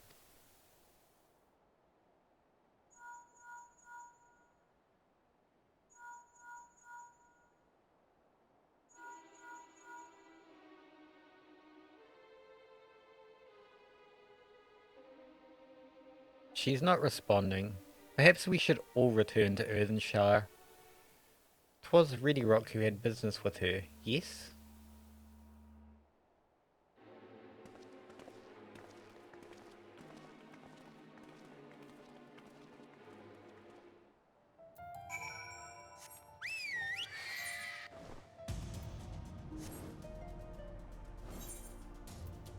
What is this? 660.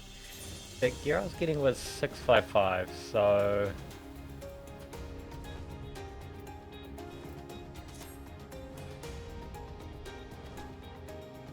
The gear I have is still better than the gear that the MSQ is giving. At least for Astrologian.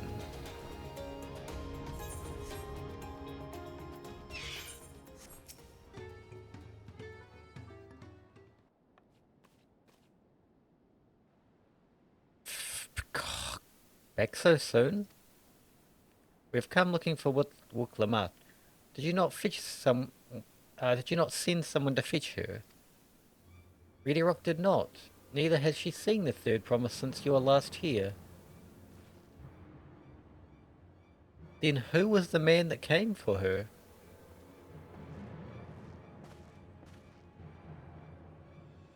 Oh, I thought you'd left already.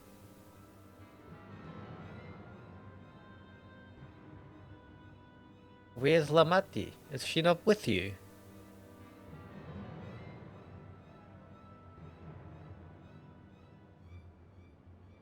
You don't know where she is? How could you let this happen?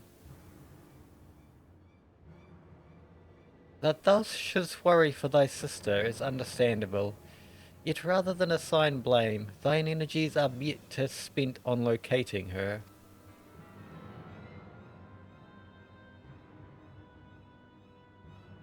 I will help your search. This is not how I'd wish a fellow claimant to lose the contest. My sister least of all. In that case, dividing our forces will allow us to cover more ground. Zalulu and I should work together at least, the better to facilitate communication between our groups. Then the rest of us will split up. Report in should you find anything.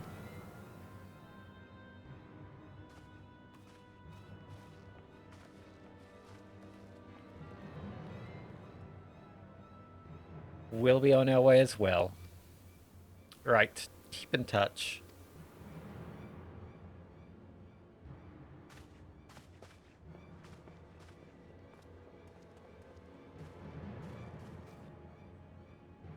Come, we should begin our search.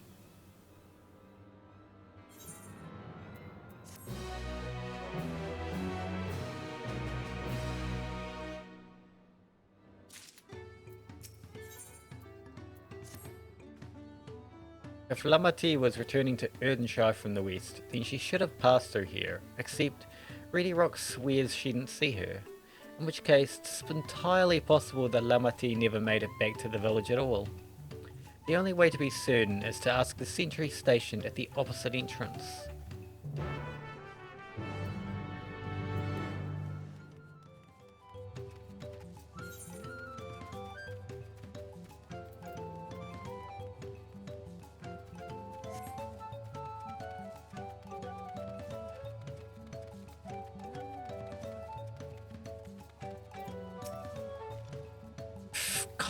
The third promise? Mobby has been standing at his post with diligent eye watchings.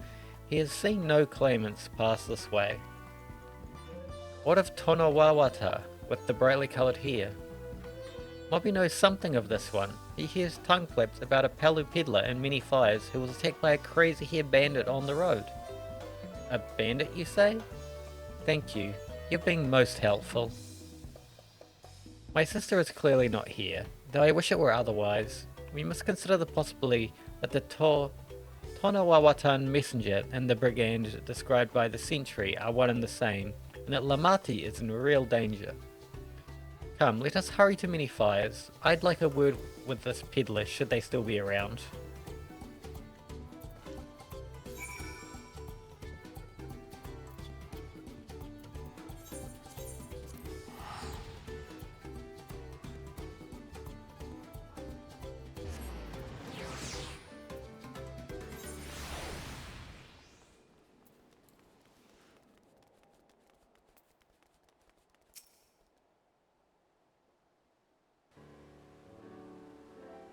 Was there something I could help you with?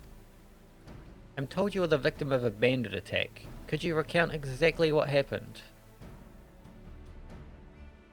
My goodness, I thought I recognized you. I'll tell you everything I remember, second promise. It was the scoundrel... Wildcaster who ambushed me.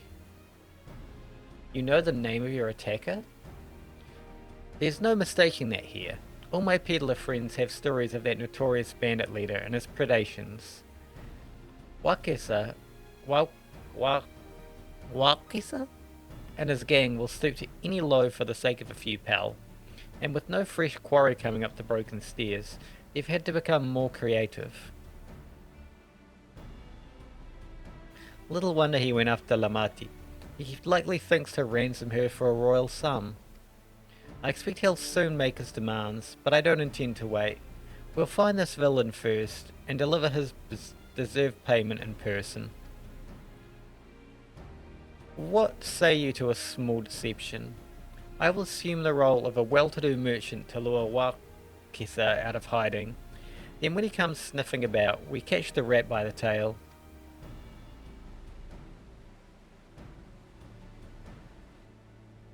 An excellent plan. And I have just the right garments for your disguise, at a especially discounted price, of course.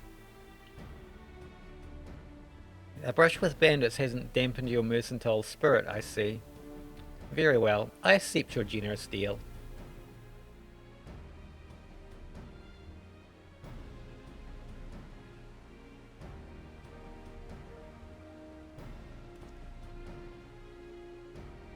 Now we lay the bait.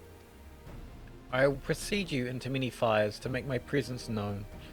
You follow on behind, boasting to all those along the way how you paid me a hefty purse in exchange for a rare gemstone or some such. If Wild Kessa is as coin hungry as they say, then a recently enriched peddler should be an irresistible mark. We let him strike, and then we spring our trap.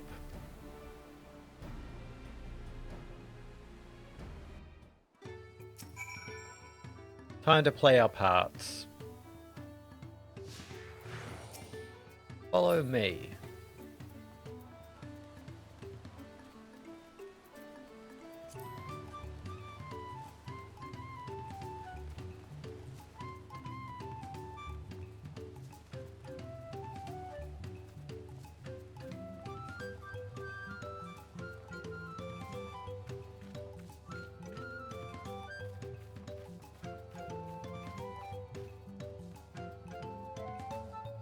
There. That Shbrow fellow. Share with him how happy your imaginary deal with me has made you. Once you put on appropriate display, we can continue to our next performance.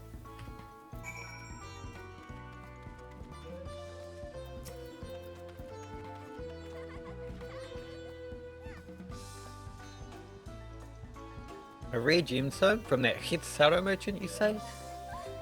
I envy the profit he must have made from such a sale. Since the stairs were destroyed, I've not been able to peddle goods at my usual haunts.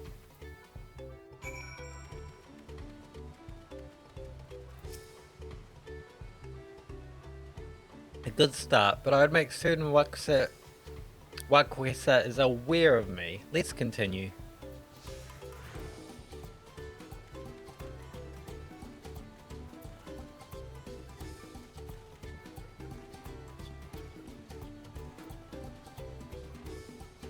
That moblin over there looks amenable to conversation. The stage is yours, Zelulu.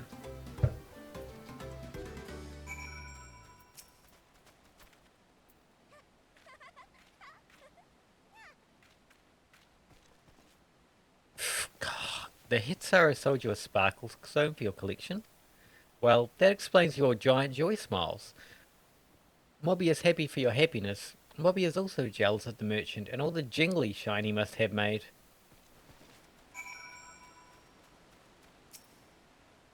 That should be enough, but perhaps one last act to drive it home.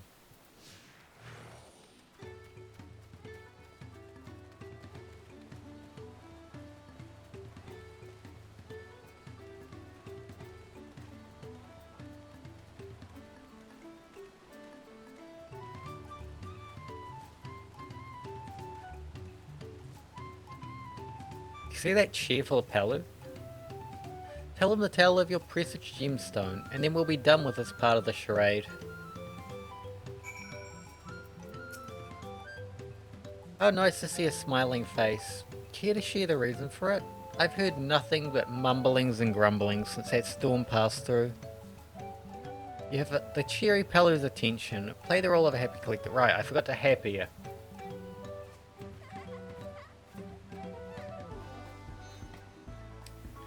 A parceling Peter has the very gemstone you store for your collection? That is a stroke of luck. And I'll wager the merchant was just as pleased to fill his pockets with your grateful coin, eh?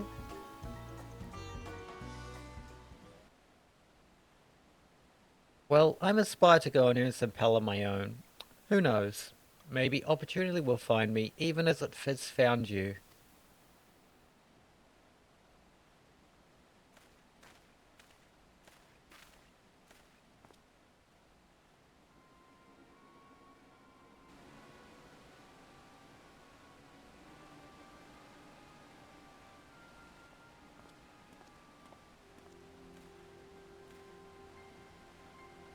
Ah, my most valued customer. The profit from that single purchase of yours should see me through weeks of idle leisure.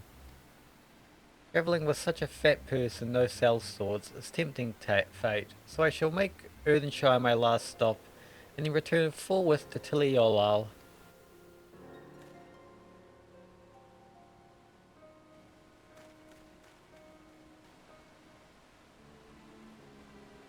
Did you see? The rat has come for a nibble.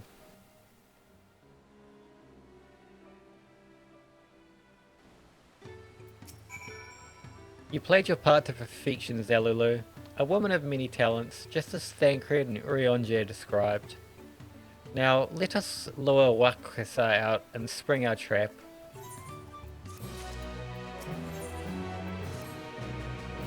Let us execute the final stage of the plan. I will set towards Erdenshire, alone and unarmed, the better to sell the active a defenceless merchant. Assuming Wakwesas were watching, he will likely wait for some stretch of the road before accosting me. I'll be relying on you to follow closely behind, remaining hidden until the time comes to spring the trap on our bandit king. Just remember, we need him alive.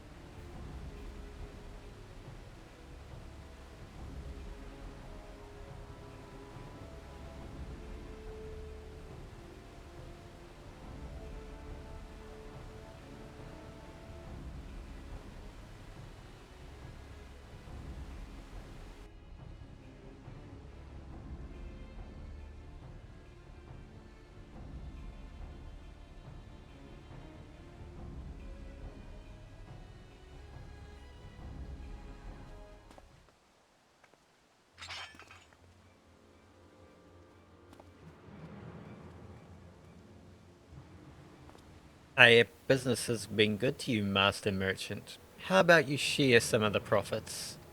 And by some, I mean every coin you have.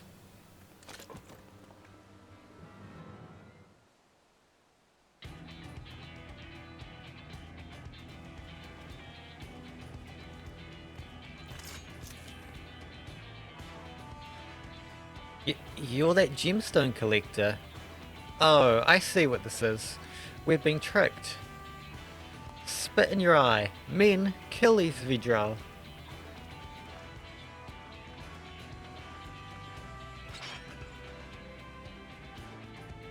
Slippery vermin. We'll have to interrogate his underlings instead. If you would be so kind, Zalulu, pray leave them capable of speech.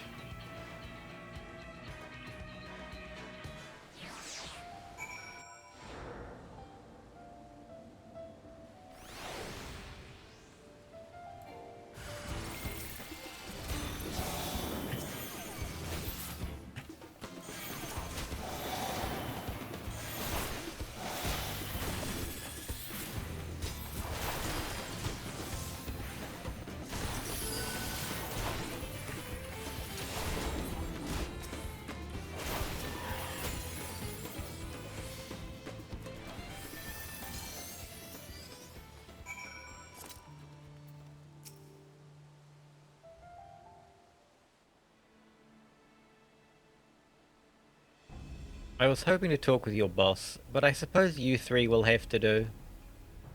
Wait, that's the second promise. What do you want with us? Think I'm scared of a fancy title? I'll take your royal heirs as a trophy as soon as I get free of these ropes. I know your gang is behind my sister's abduction. Tell me where she is. Eat pucker shit, salt lover. You'll not get answers from us. That's right, we don't serve you. Do not play games with me. Where is Wuklamat?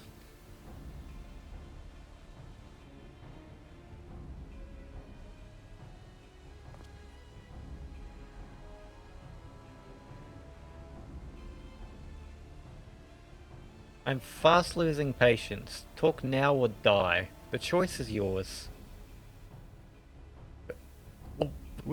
We were hired to nab the third promise, that's all. We don't know where they took her. Hired? By whom? We weren't told that either. Only Wakwasa knows. He's the one who took the job. Well, it seems like we needed their leader after all. Once I've arranged for the Lands Guard to take custody of these criminals, I'll call on Thancred and his tracking skills. But perhaps you could pursue Wakwasa in the meantime? The bandit was running in an easterly direction. Should you locate him, I suggest you shadow him rather than force a confrontation. He might lead us to where Lamati is being held.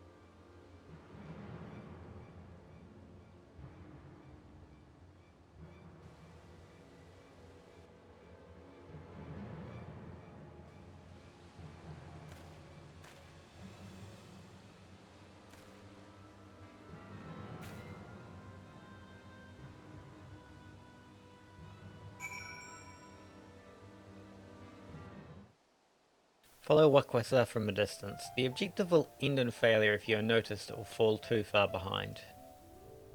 Should your quarry begin displaying the effect shown in the picture, you will be discovered when he turns around. To avoid detection at these times, make use of cover such as rocks and trees. The object will also fail if you follow too closely. Keep your quarry in sight but avoid stepping in the detection circle. If you fail to complete the objective, you may try again by returning to the designated location.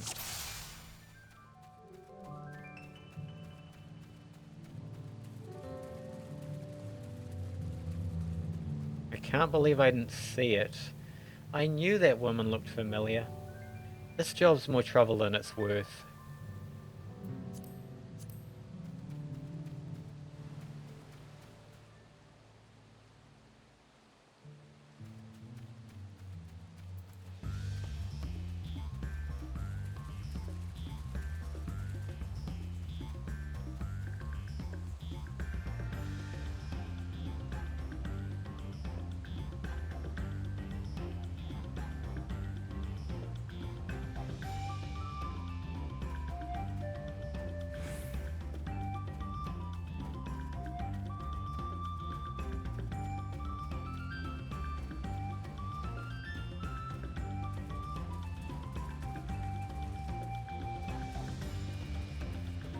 This was meant to be easy.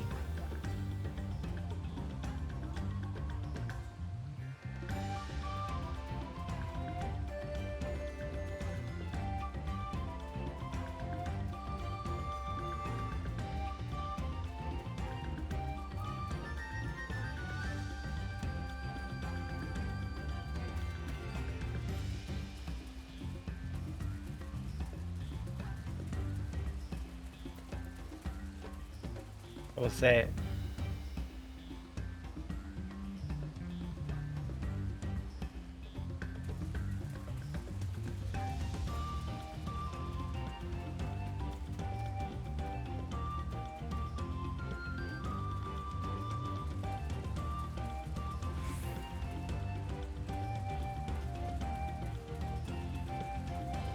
That tree doesn't touch the ground, does it?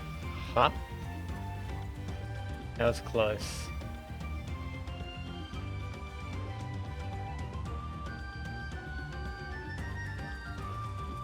Yeah, that tree does not touch the ground. Oh no, it does. Never mind.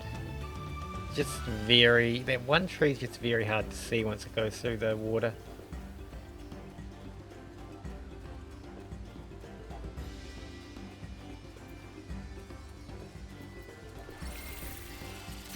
Should be safe enough now.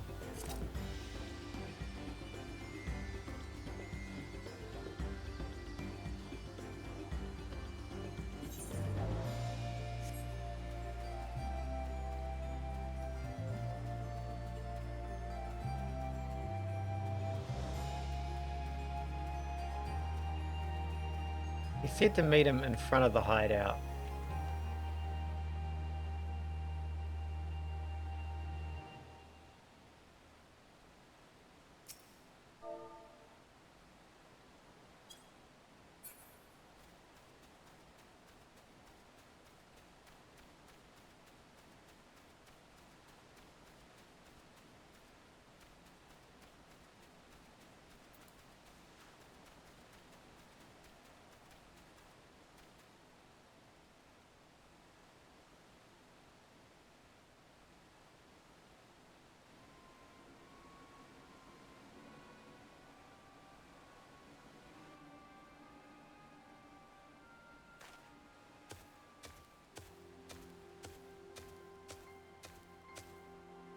Finally, my money.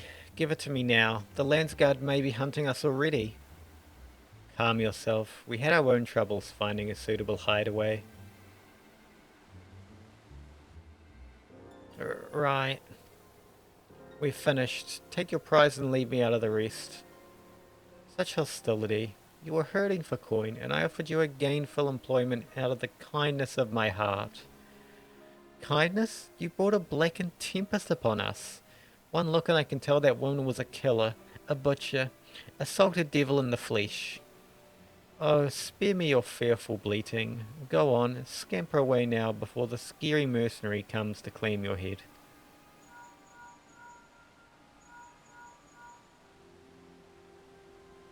Koana told me the news. You found the abductor then?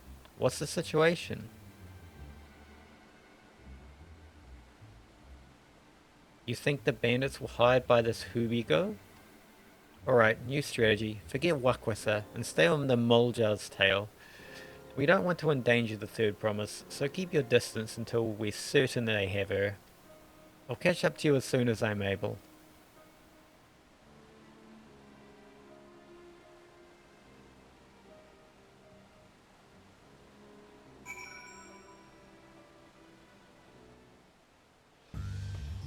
Follow the Hubigo from a safe distance. The objective will lead in failure. If you notice, if you fall far behind, if you can fail to complete the objective, you may try again by surveying the designated location.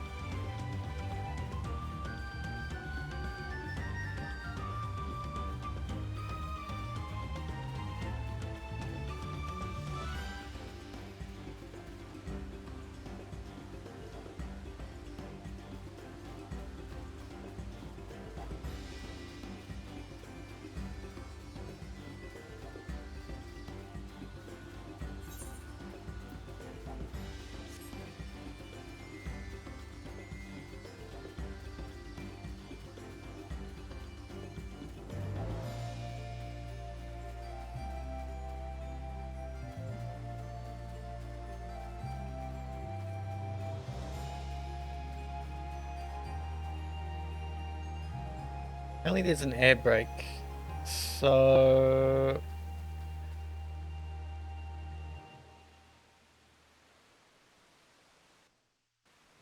I will wait some 45 seconds before saying any of the lines,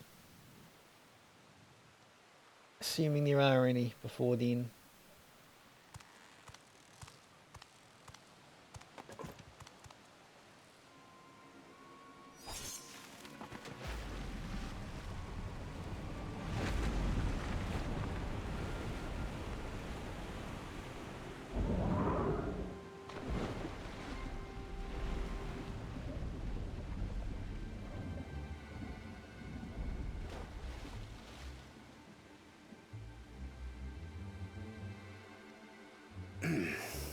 Better late than never. Or it has voice acting. That Mamulja. He's the one who kidnapped Wook Lamart. So we're still unsure. If we can follow him a bit longer, confirm his connection to the abductors.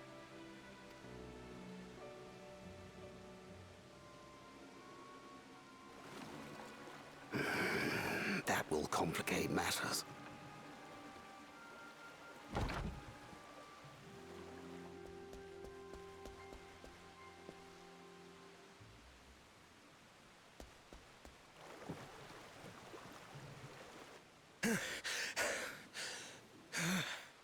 Confound it! If I set out now, I can trail them along the riverbank. Do it! Even if it costs you the contest. What worth is the throne if I lose my sister to win it?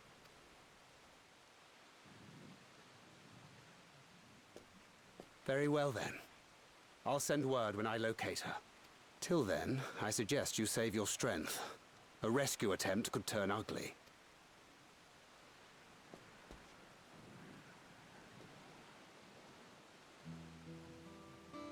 That Hubigo just now.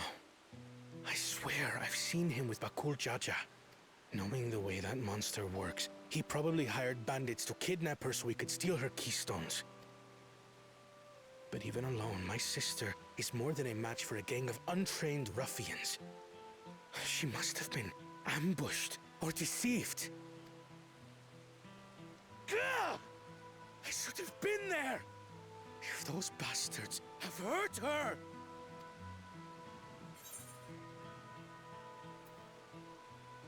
You need to calm down. How can I be calm when... Forgive me. Snapping at you won't get my sister back. I'm afraid I've always been like this when it comes to Lamachi. The thought of her being in danger sends me into a panic. But isn't that how families should be?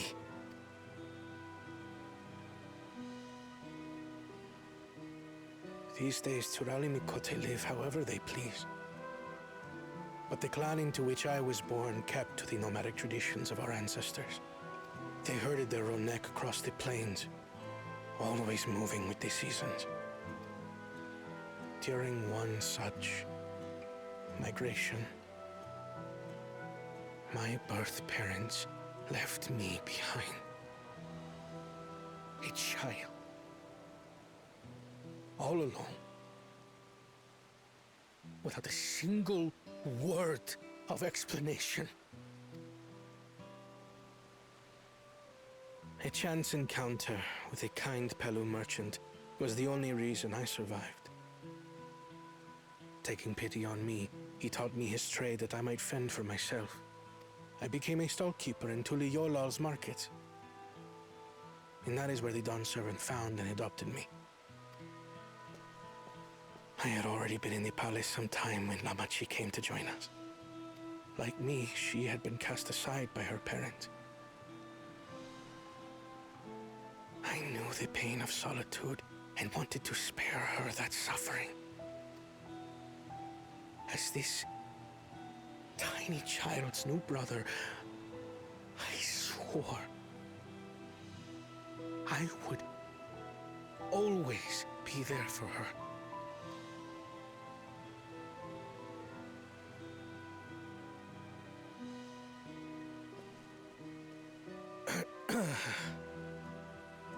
So, as you might now understand, I will stop at nothing to rescue her.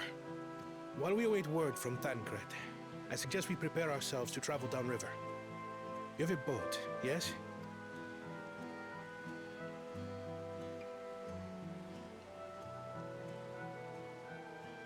Why release the Pt3 if not to delay pursuit? If we were unsure of their guilt before, then this surely proves it. Before we act, however, let us regroup with your comrades.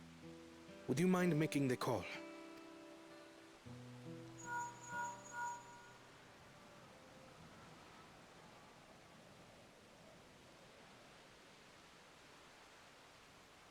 Understood. We'll meet you at Many Fires.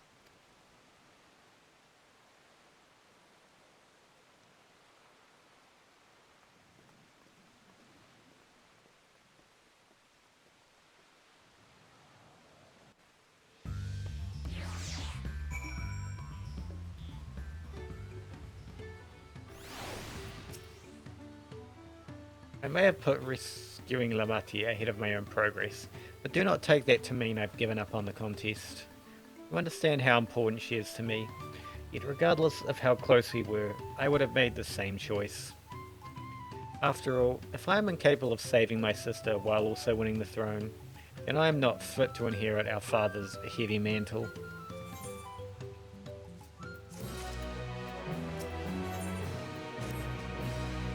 We need to gather our forces.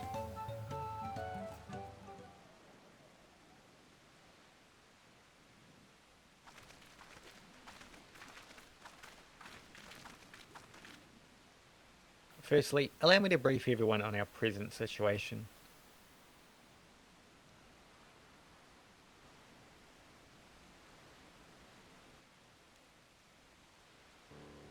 Thus, at the very least, we believe this Hubigo knows where Lamati has been taken. Tancred is shadowing their boat even as we speak, and I should like to join him with all haste. Unfortunately, our quarry had the foresight to release your Pt3 from its harness, leaving us without a means to give pursuit. Erenville, as an expert on wildlife, what are our chances of recapturing the beast?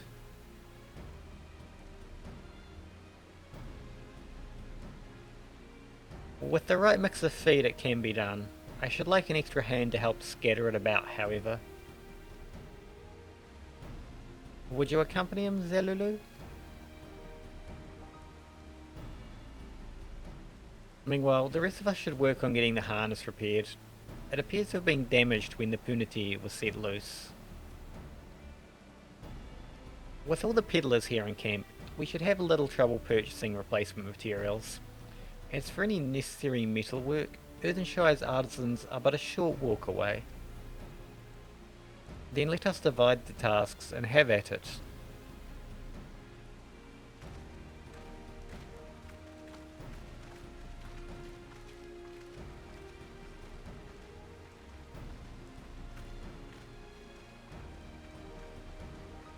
There was an unusually aggressive herd of wild punities downriver, so our girl will have fled in the opposite direction. Come, we'll try the waters upriver.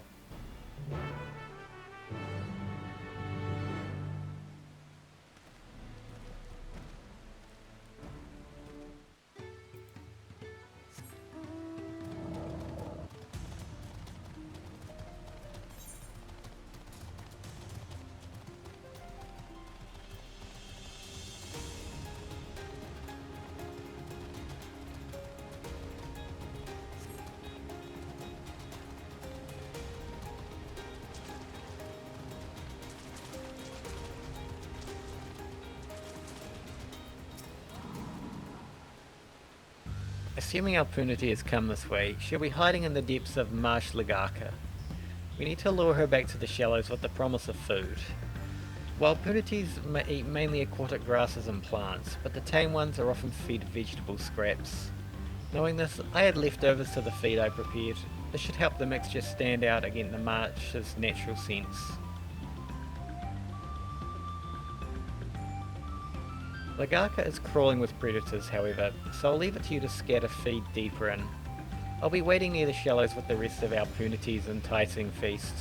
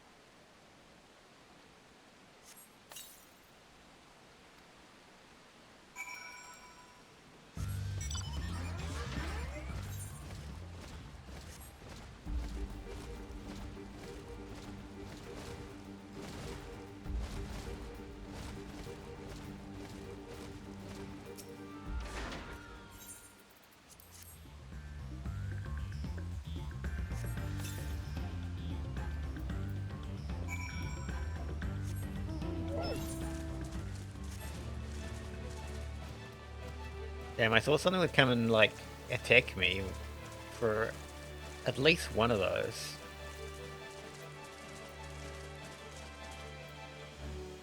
I was gonna say, is that a harm, but there's a second one, so no. All set. I've just finished laying out the last of the bait. Step back out of sight and leave the rest to me.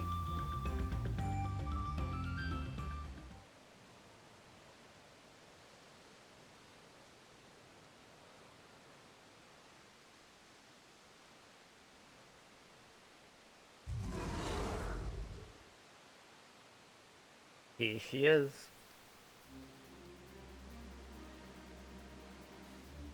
Shh, there's nothing to be afraid of. We just need your help one last time. You're hungry, You're hungry, I wager. Come on, come with me.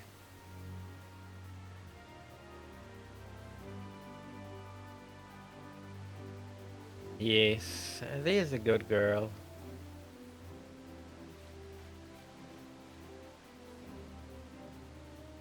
Wait, they can fly?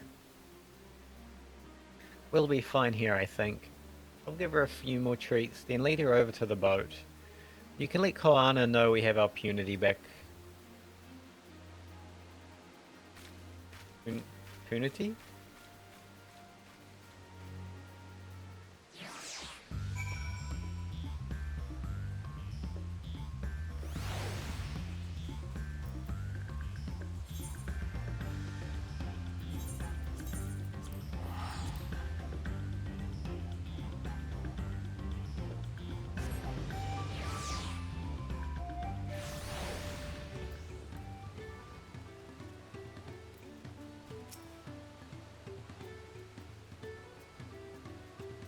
Erinville has the punity in hand?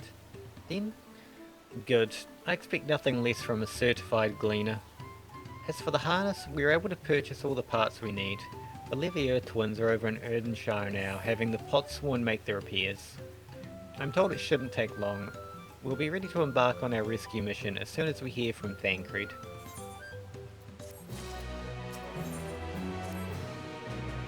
Thancred must know something by now.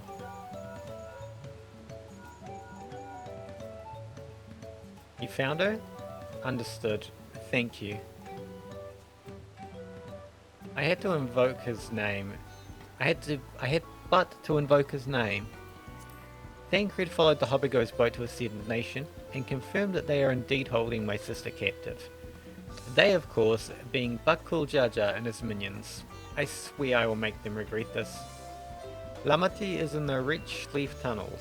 The moment the harness is repaired, we strap in the punity and make our way back down Ihuikatumu.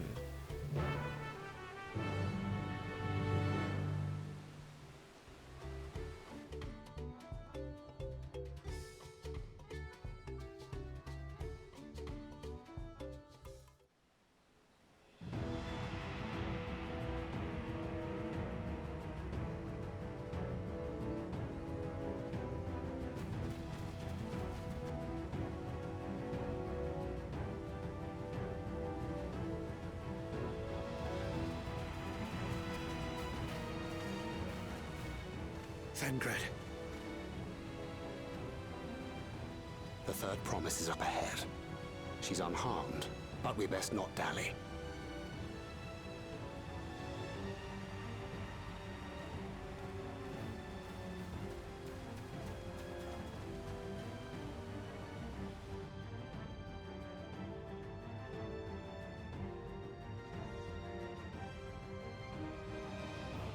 I've just realised there's 7 of us, excluding Aramil to make it 7. Plus Wukalamat would actually be like a full raid party. I spit on these pathetic feats. Far more satisfying to claim their baubles by force. Give it back! Forzenten poured his everything into that stone. You've no right to touch it. So that's how you say his name, and I'm not going to remember next time his name comes up. Oh, was that the name of your artisan? How could you allow something so precious I have an art to be spammer in the stolen? server. Yay! You thieving cheat! You're no true claimant.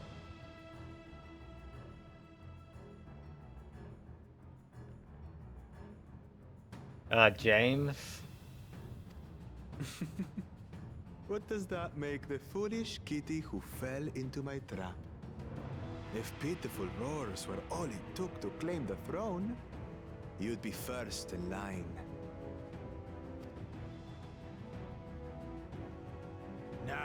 Now, brother. You shouldn't tease her. Look, the poor thing's on the verge of tears.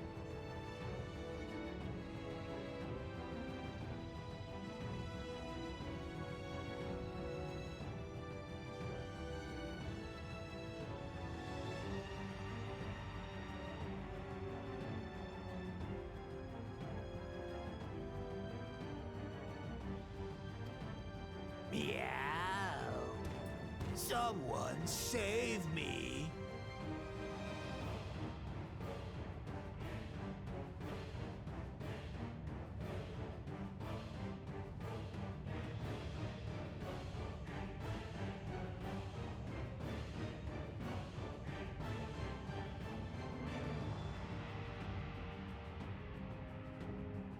Wait a second. I just need to check something.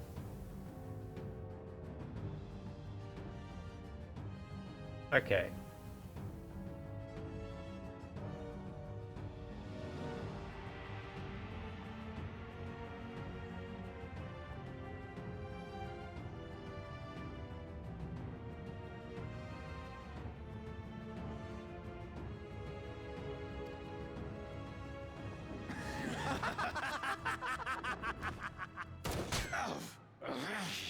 Who did that?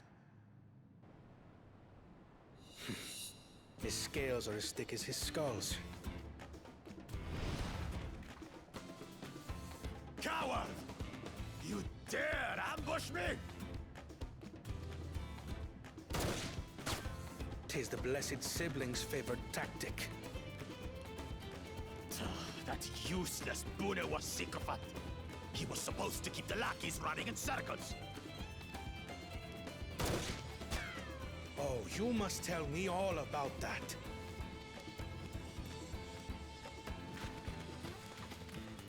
Careful now. You wouldn't want to hit her hostage.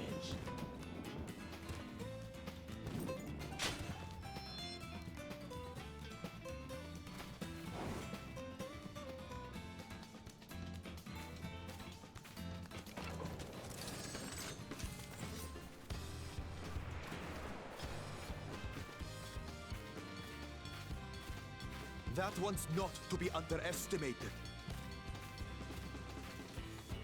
Ha! They can do nothing while we have.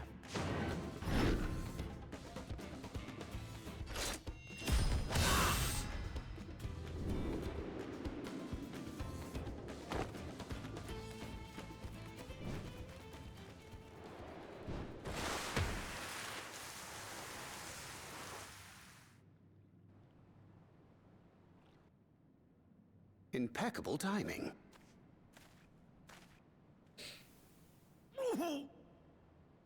Amachi, are you all right? Aye, thanks to you.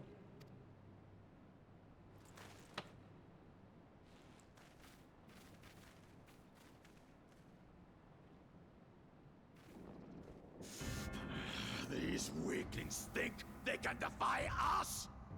We'll slaughter the lot of them! Patience, brother. The keystone is ours. There is no need to fight this day. And Zoralja has left us hurting. No! I won't stop until I gut these maggots and feed them their entrails!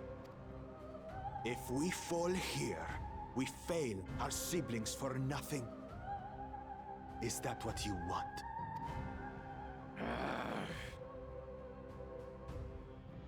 No, brother. Break off! We retreat! Wait! Damn you, Bakul Jaja!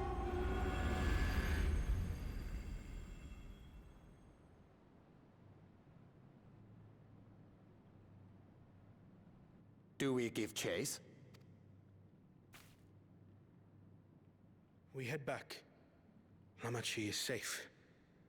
And that is what matters.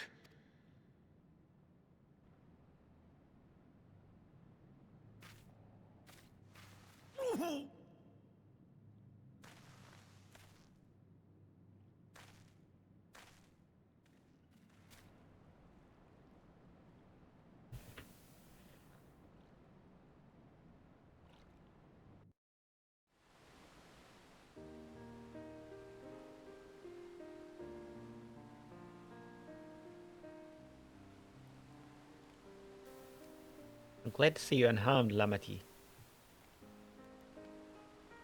Thanks again for coming to my rescue, Koana. And all of you too. Bakul Jaja must be desperate indeed to resort to such aggressive tactics. I shouldn't have been so careless. I underestimated him, and it cost me a keystone. Monjontin upended his life so he could accomplish this Moblin's feat. He believed in me, believed in my cause, and I've let him down.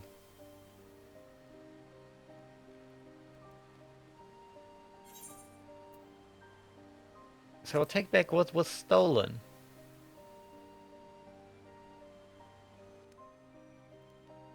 Yes, we'll do exactly that. Next time I meet that brute, I'll knock him straight on his scaly behind and take back my keystone. Speaking of vengeance, didn't Bakul Jaja curse some useless Bunwa sycophant when he caught sight of us? A reference to Sarailja, I would assume. He is devoted to our brother, and he is the only Bunwa I know participating in the rite of succession. If Sarailja was somehow involved in this, I will never forgive him for putting our sister in danger. He will have forfeited his right to be called brother.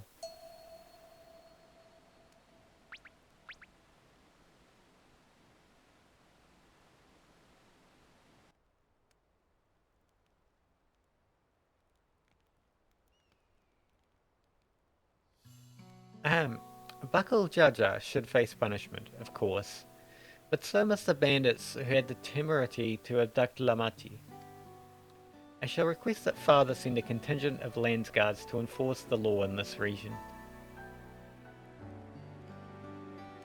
I agree that measures need to be taken to keep travellers safe, but I wonder what pushed these people towards a life of banditry in the first place. If we dig deeper, we might find a way to improve things for everyone.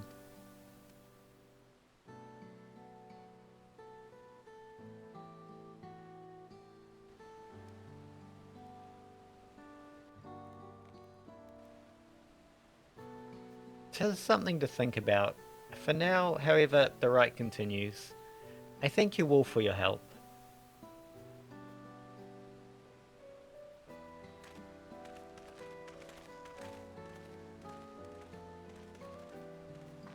We should be moving on as well. Are you feeling fit to travel, Glimmer? You bet I am. Zaraljar's gained a good head start, and it's time we clawed back some lost ground.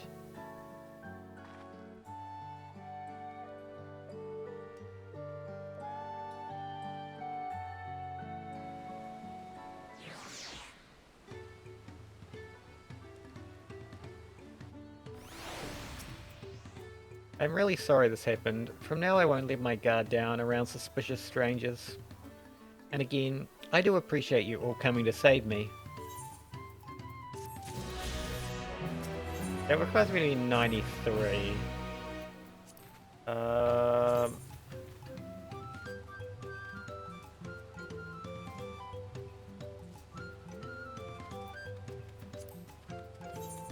I guess we do like trial.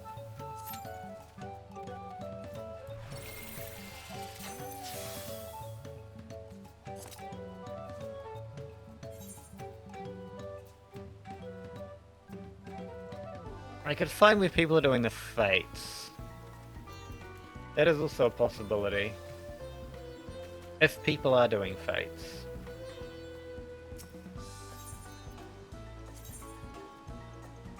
It won't be 1. Let's just go through 2 through to 6. See if it looks like anyone's doing fates.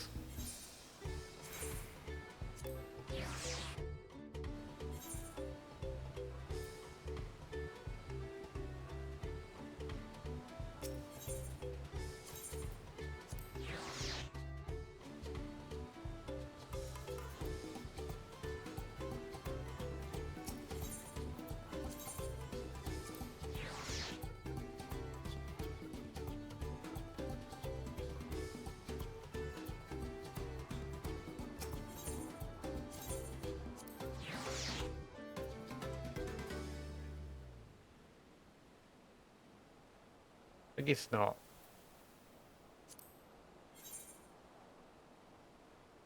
I guess we can also do the Current quests.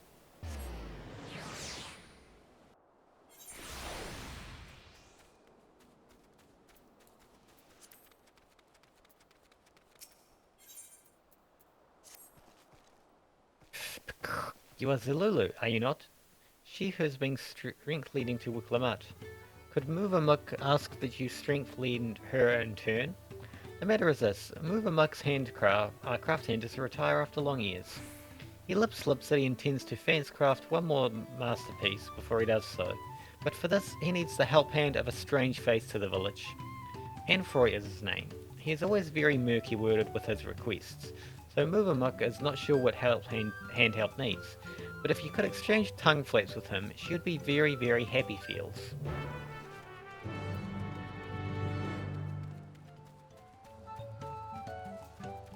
Which building is it? This one. The big one. I feel like the big one is the only one, really, that these guys are in.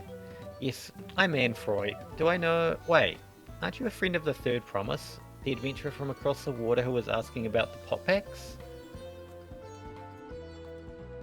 Ah, I see. Muvamuk sent you. I only said I needed the help of a stranger to Erdenshire. Trust her to prick a good and honest-to-goodness hero.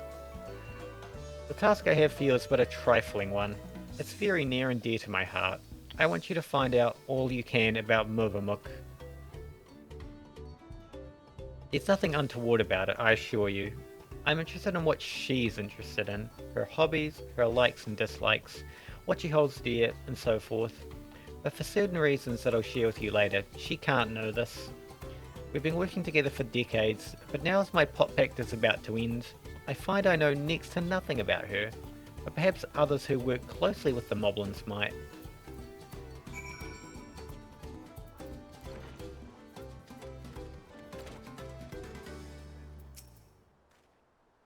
Muvamuk and Amphoy? Yes, I know the pair well. She's famously very protective of him, sometimes even rejecting his patron's orders outright. It's not that she thinks him unequal to the tasks, you understand. Quite the opposite. In fact, she knows how exacting his standards are, and how discontented he would be if his work failed to meet them. So any time a patron attempts to have him have lower standards, or design something differently to how he judges best, Muvamuk will always leap to his defence. As for what she enjoys, well, her delight in Amphoy's creations has not dulled in all the years they've worked together. I should think she likes nothing more.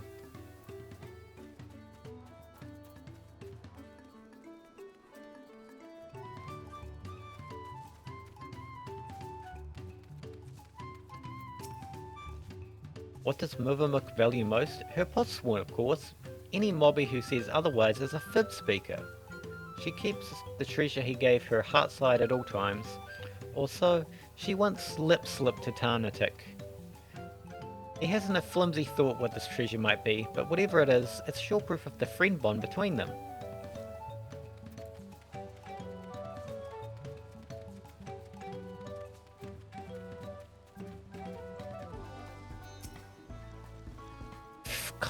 Uplander wants to know what brain tickles Muvamuk? That's an easy ask. Muvamuk never lip-flaps about anything other than her potsworn, Amphoy. She says he is just as got a tricky crafter as he was a crafty tricker, always playing crafty tricks. One day, Amphoy draws little arrows around the village, showing Potsworn how to leave Earthenshire without Halpan's catching them. Many laugh-minded pot friends followed the arrows and leave for secret hiding place in the woods. Mobbies are frighty feels over disappearing Potsworn. Potsworn come back all glitter teeth and Halpan's are steam ears, all except Movamuk. She goes around the village saying guilty words to every mobby for Amphoy's sneaky trick. Deep heart though, it is clear she has nothing but happy feels to have him back. Okay, and we will go into our trial. Right, Movamuk's outside. Outside? Inside? I'm going inside. To Amphoy, not Movamuk. Amphoy. There's a cutscene? Well, if the DPS don't accept, the DPS accepted.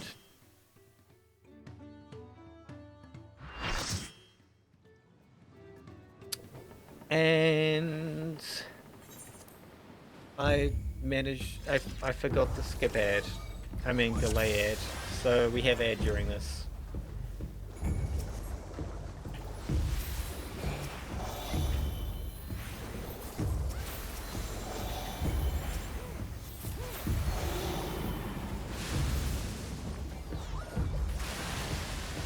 I was not paying attention. There it is.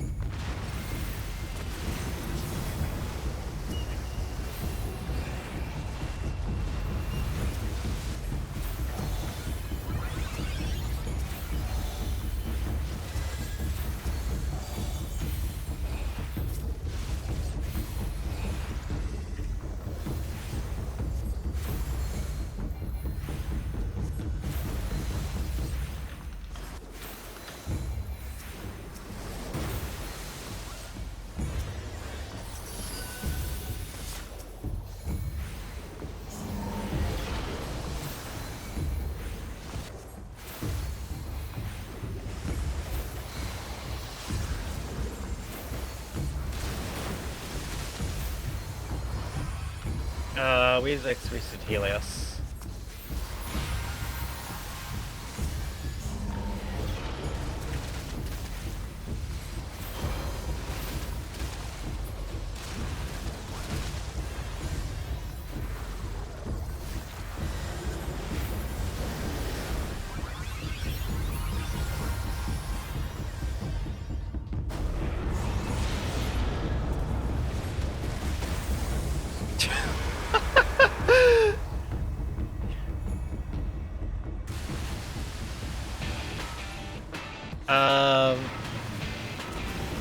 We did an oopsie.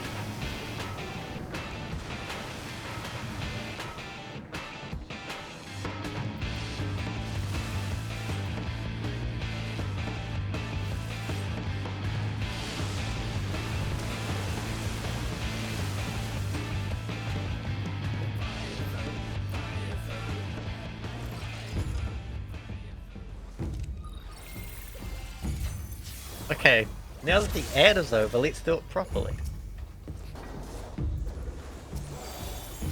Oh, I'm pressing wrong buttons already. Great start.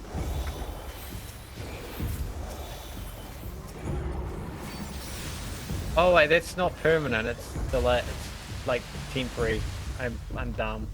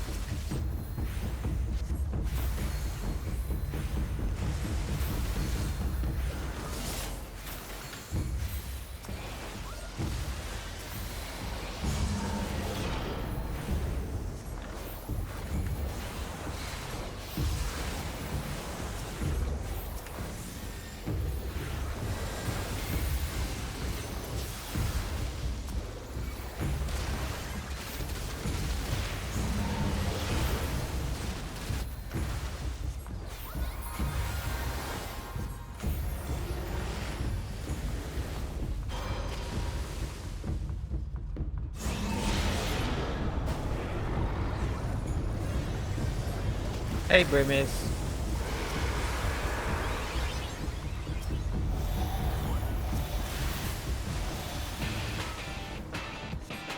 That was a bit early. Oops.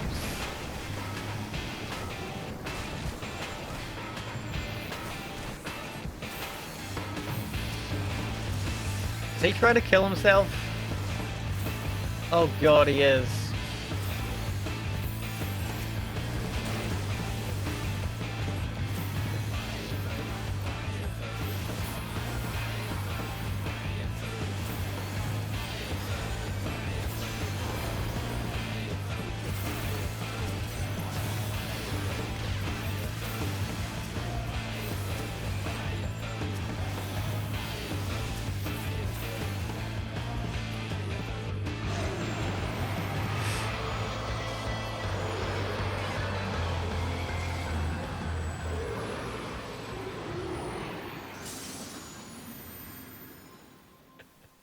Brewers, I don't think everything is a reference.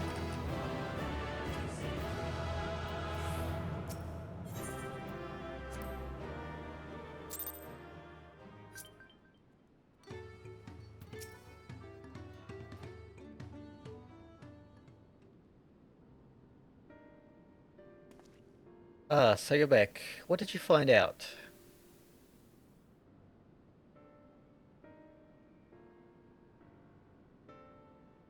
Why is that a reference?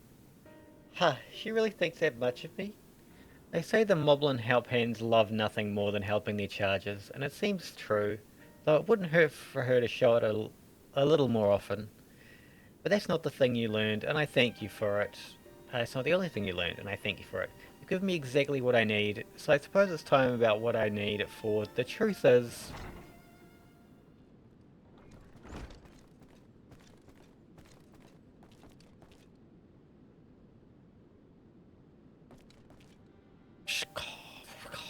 Is Zelio still hard at hand helping? Yes, she is. So thank you for not bothering us. You do remember that I specifically asked you to leave me be until my work was complete?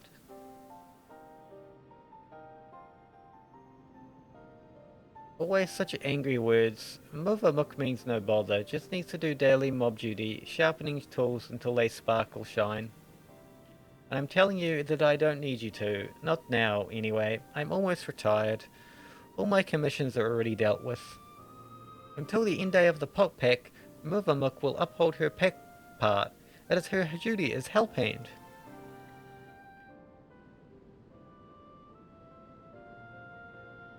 Why do you always have to be so...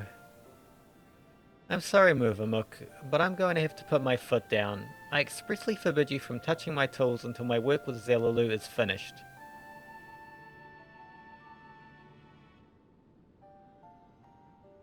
Then Movamuk will do as Amphoy asks. Though it makes her shamefaced, she will hand turn to other duties. If Amphoy needs her, he only has to hail a call.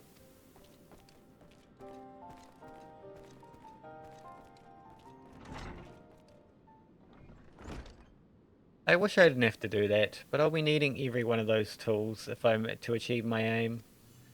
That aim being to make a farewell present for Movamuk. In all the years I've been working here, she's been my guardian angel, answering my every prayer before it even makes it to my lips. Even in these recent times, when the help hands have grown too few for the number of pots sworn, her service hasn't lapsed in Ilm. Now that my service is coming to an end, I wanted to do something just for her, to thank her for everything she's done to me. For me. Yet despite her knowing me better than I do myself, I discovered that I really didn't know anything about her at all. I tried to speak with her, to learn what really makes her tick, but she always brushed me off, said that her only wish was, as a humble help hand, was to see my wishes realized. That got me thinking, perhaps she and the other moblins might be more willing to open up to someone who wasn't bound by Pot Pact. Someone like you. And by all the gods, the plan worked. I have an idea for a present now. All that remains is to craft it, but without Movamuk's help, that might be a little more difficult than usual. If you'd be willing to play help hand a little longer, I'd make it worth your while.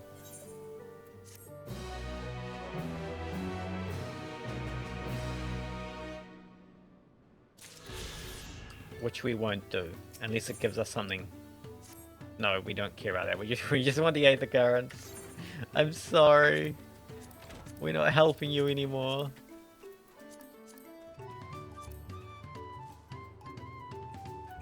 How much XP do I get for doing like 3 of these?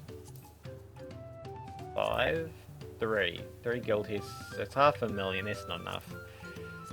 I guess we just do normal raids.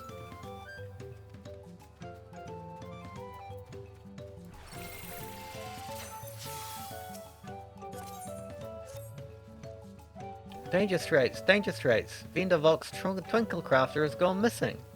Vendervolk asks all around the village, and some say he went to pay a visit to Imperius.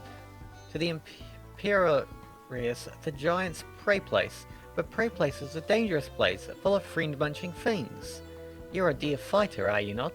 Will you sword lend for Vendervolk and save her dear Twinklecrafter from certain doom?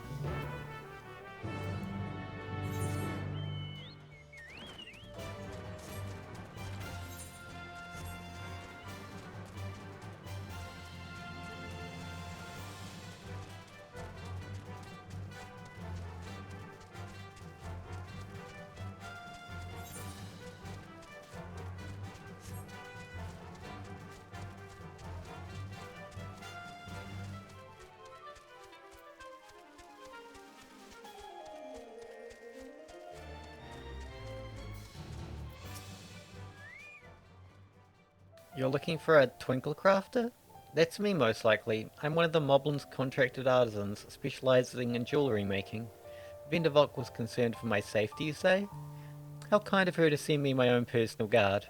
I've ever been fascinated by the visual language of the Yokoi, as you see.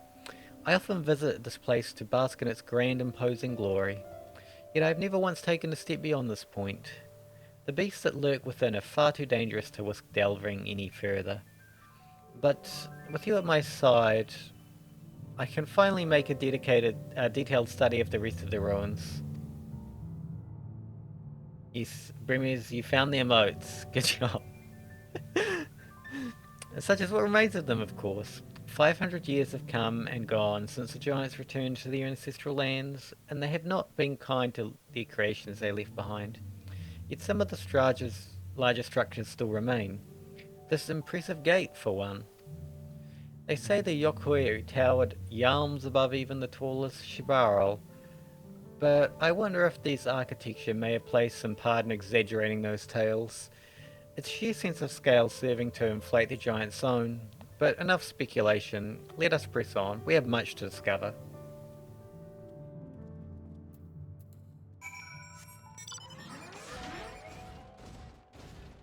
I've just realised if this is a certain one of the Alexander fights, or actually just, I think quite a few fights if this is, it'll teleport me after the fight. Pillars of stone overlooking the nave. Fascinating, isn't it? A simple combination of geometric shapes draws naturally one's eyes to the centre, all the while maintaining a delicate balance. As the sun traversed the sky, so too would the shadows of the towers above. Paint patterns on the ground below. And not just any patterns, oh no, calculations. Every stone cut and placed with mathematical precision, divining the movement of the stars and the changing of the seasons. A triumph of both form and function, true artistry. But wait, what's that over there, by the cliff's edge? Quickly, with me. Over there.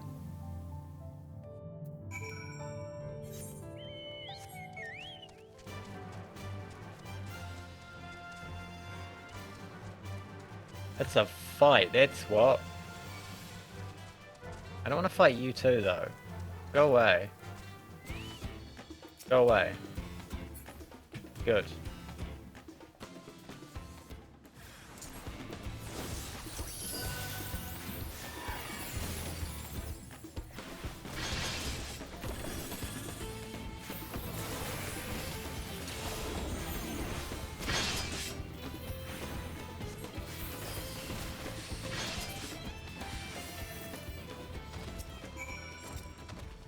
feel like there was a better way to do that, but whatever.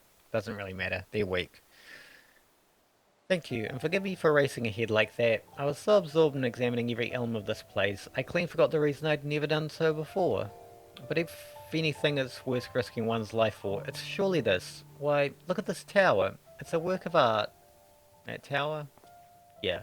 To the untrained eye, it might appear a little more than a pile of stones, but look at how each brick is cut and positioned perfectly to align with its neighbours, and not a drop of mortar to hold them in place. The engravings, too, surely have some religious significance. They certainly inspire reverence in me. Yes, yes. Inspiring reverence, that's the thing. Why else would the giants build their temple upon the cliff top, if not to make daily proof of their predominance over those who dwelled in the plains below? Those who were beneath them in every way. One cannot help but admire them. That their creation should awe and exhilarate us even now, centuries since they've been gone. Thank you, my friend. My passion for jewellery craft had been cooling of late, but now I'm positively burning with inspiration. If Yokoi's creations can echo through the ages, then so can mine. To Worthenshire an eternity.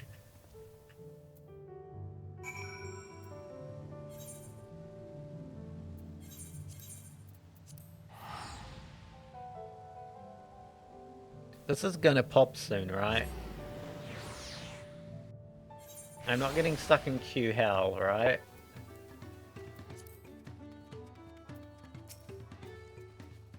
A big thanks for bringing the Twinkle Crafter back to us.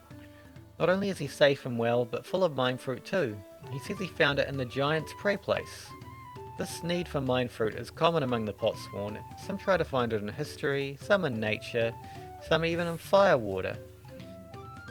It is our side of the Pot Pact to keep them well supplied with it, a duty that is a constant source of brain pain.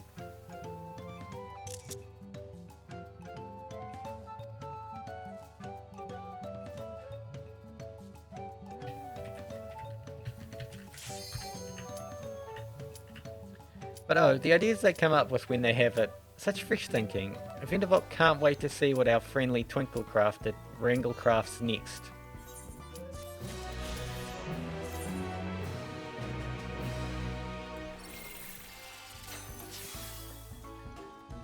This should make me hit 93. I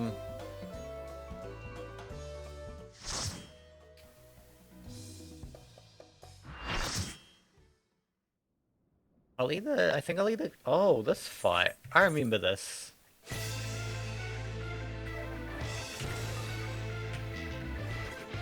Oh no, my healer, my co-healer is a novice, quote unquote, their own words.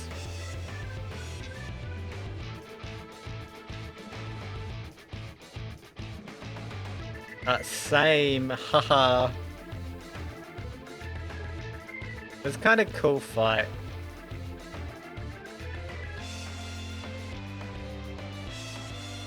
I don't know like the normal version of it, but like the raid, like proper raid version, I do remember being pretty cool.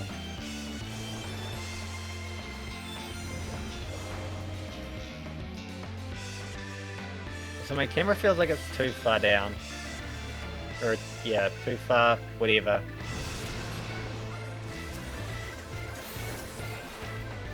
Oh, that's not the right target.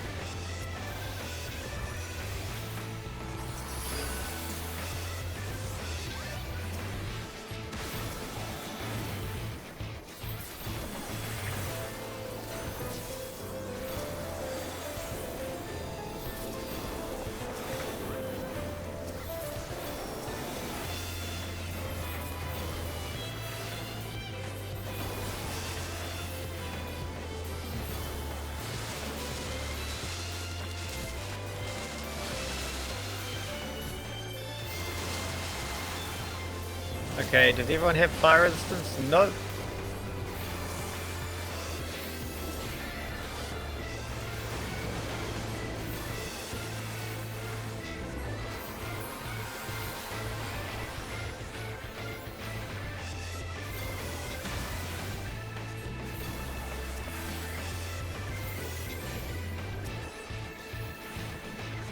I don't know which one this guy goes to next.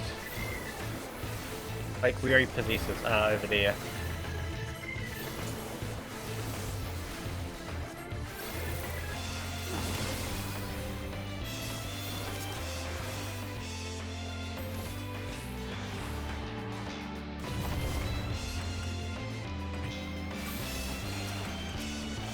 God damn it.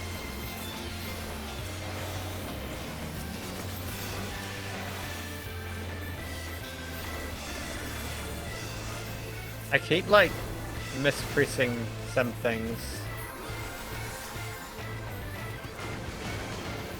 Oh, they died. Oh, they already got them. Cool, okay.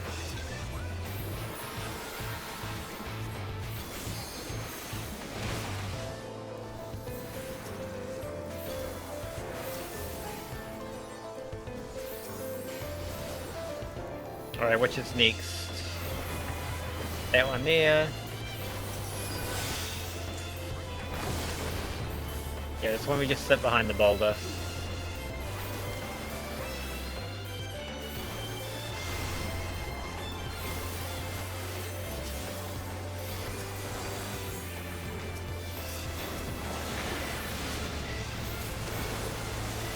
Which everyone managed to do successfully.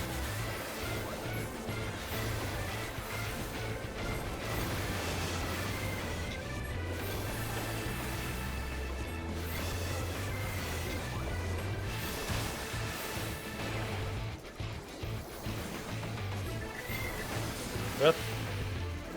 Someone's getting hit by that. Maybe not.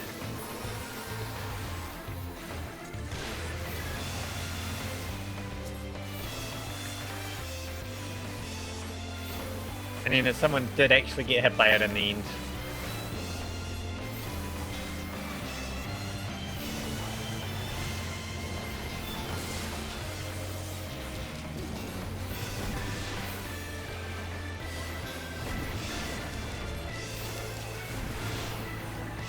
Alright, yeah, we only have one guy for this, don't we?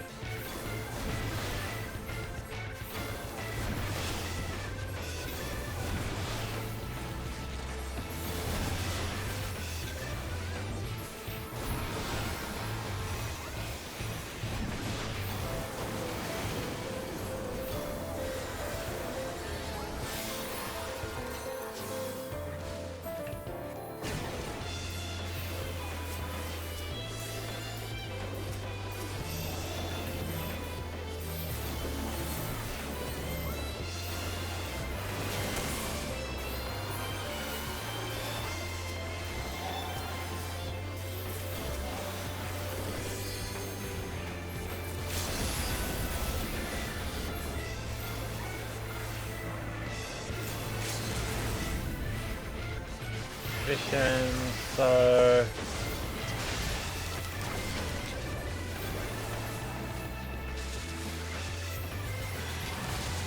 yeah, we do this and we hide behind. Okay, we do this and we heal everybody. God damn, they're gonna die of Vito.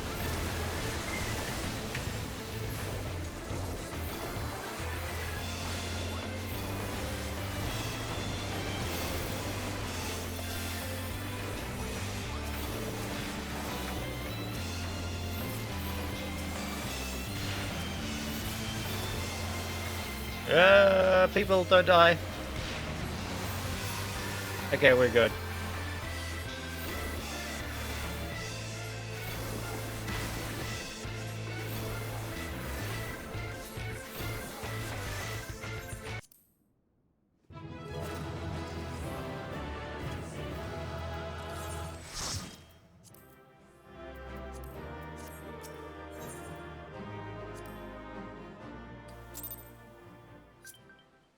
That wasn't enough to level us.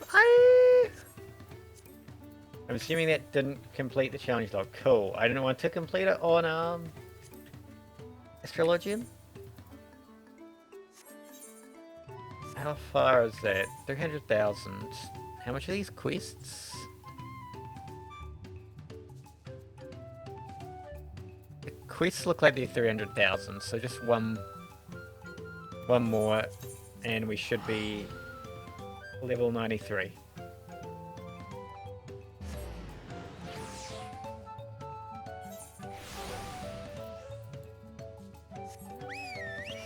We'll go do that one over there.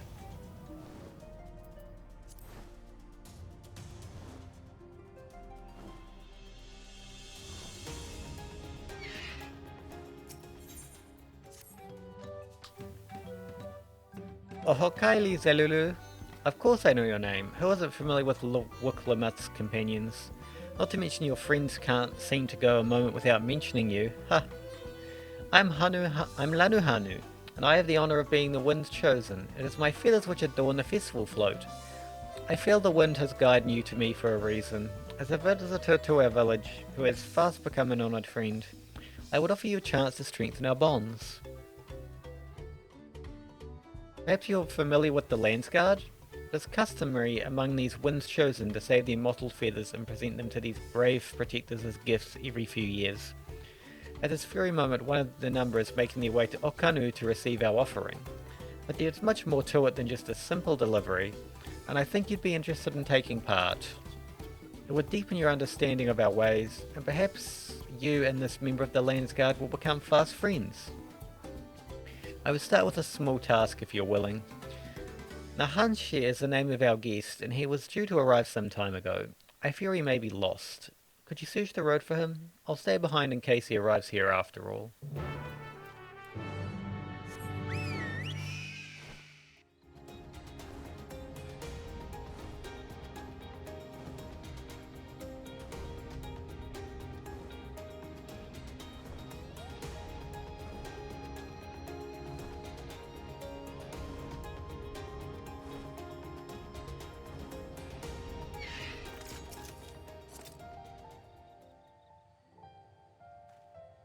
Oh, you're looking for me? You're not a Hanu, unless you're malting something awful.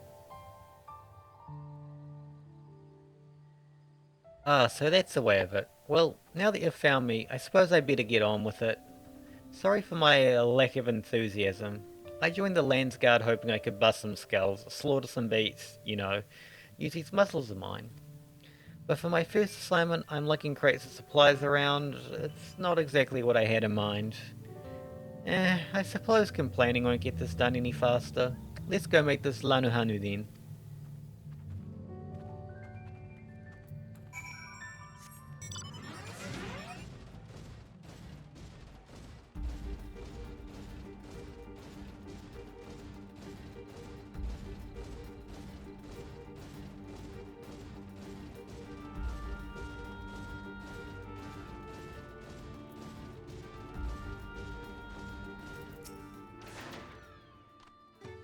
You've found him. Now we can begin. Before the gift of feathers is to be bestowed, there are proper steps that must be taken. First, I bid the warmest of welcomes to Nahanshi. As the Wind's Chosen, it is my solemn duty to show you what sights our humble village has to offer. As one of the Landguard, it behooves you to come familiar with all corners of the continent, yes? Then come to me with me to the centre of Okanu, where you can behold the entire village at once.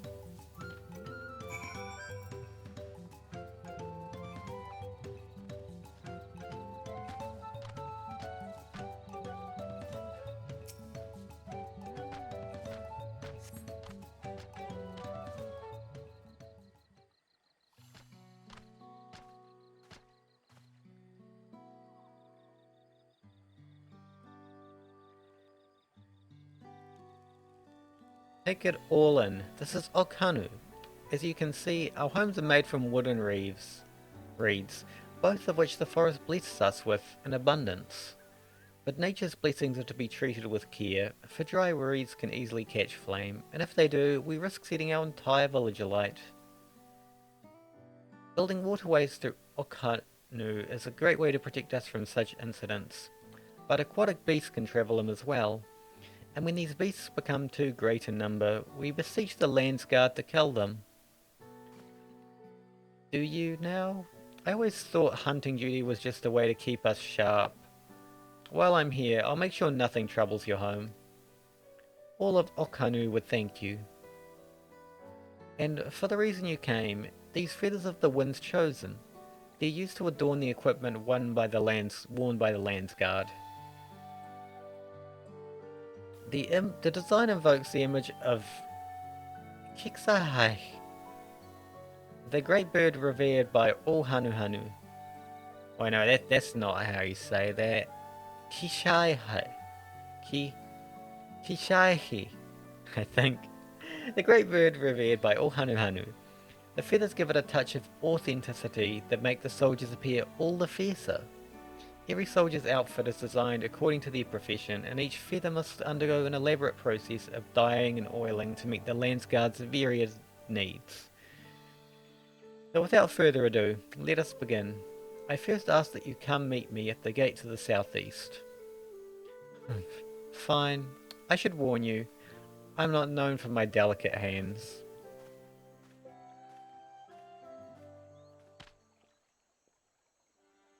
Well, that went about as well as expected. Could you stay behind for a moment, Zalulu? I would like to hear your opinion of Nahanshi. He really doesn't want to be here. I have the same impression.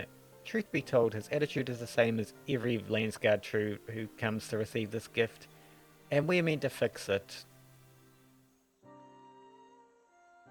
Consider this a rite of passage of sorts. The Landsguard sends us troop whose rough edges want for polish, and the tasks we set before them serve as a whetstone.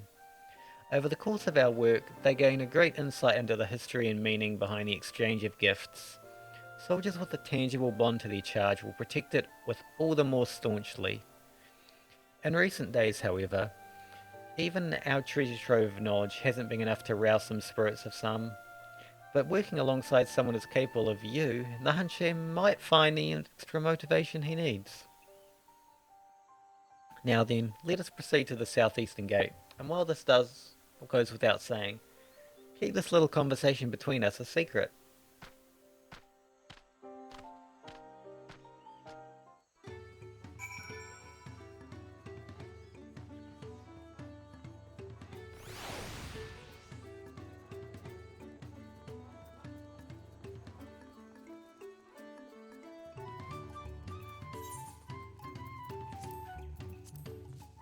That will be enough to get us the level. What did I do to deserve this? Now I know why my superiors were snickering behind my back as I departed. The Hanuhanu might think this bird god is worth all this trouble, but I just want to get it over with.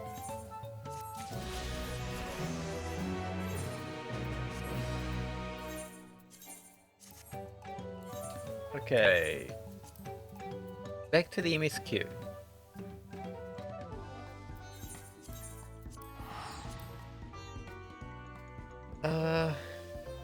I hope to get to the dungeon. That is my hope.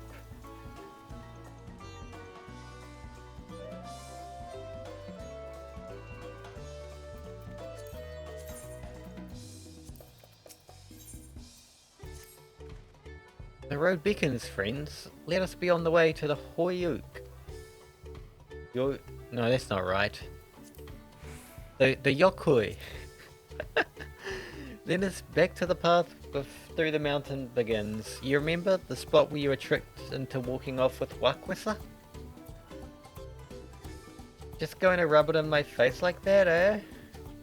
I wonder if he's raising my hackles on purpose, so, you know, trying to keep my anger directed at him instead of myself. Either way, we can't be standing around here all day. We have a lot of lost time to make up for.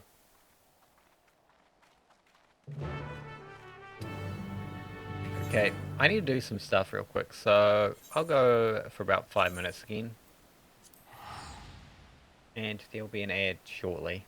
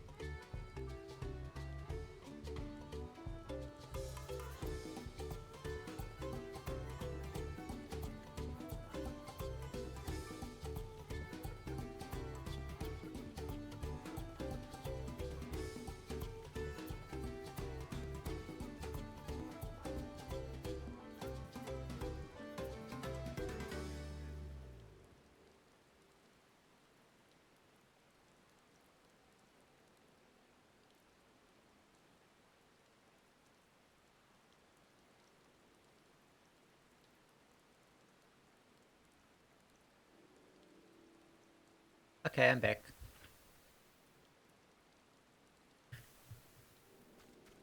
Time to finally go to visit the giant people. Hopefully.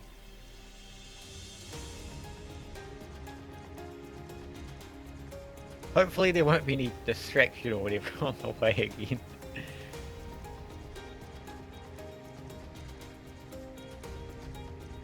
Hopefully it won't actually take too long to meet them.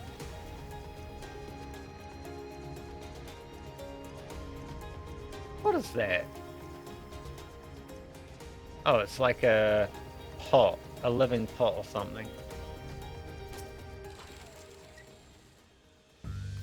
I couldn't leave without letting Ready Rock know what happened, so I stopped in Erdenshire to say a few words before moving on.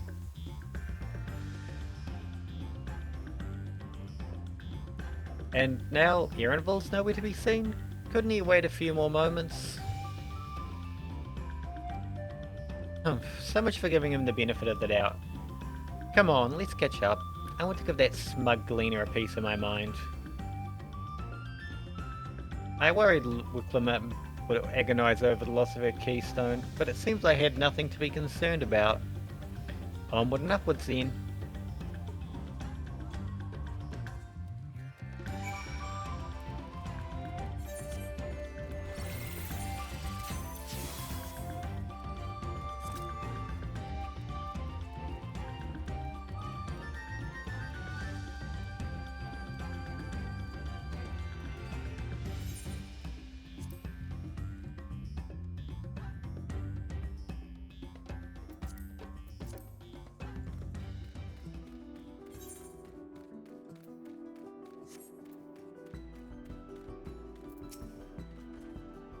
I'm sure you've noticed, the air grows thin at this elevation. Take it slow until your body adjusts. Deep breaths, drink plenty of water. A few more steps and we'll be in Warlar's Echo.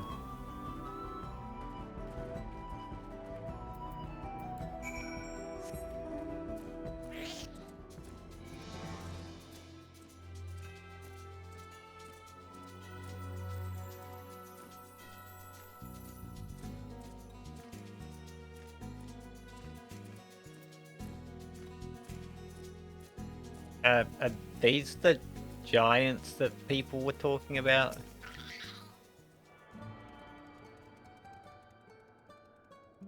They're a bit small, aren't they? Compared to what everyone made it sound like. Surely they aren't. Phew. I think I'm getting used to the air up here.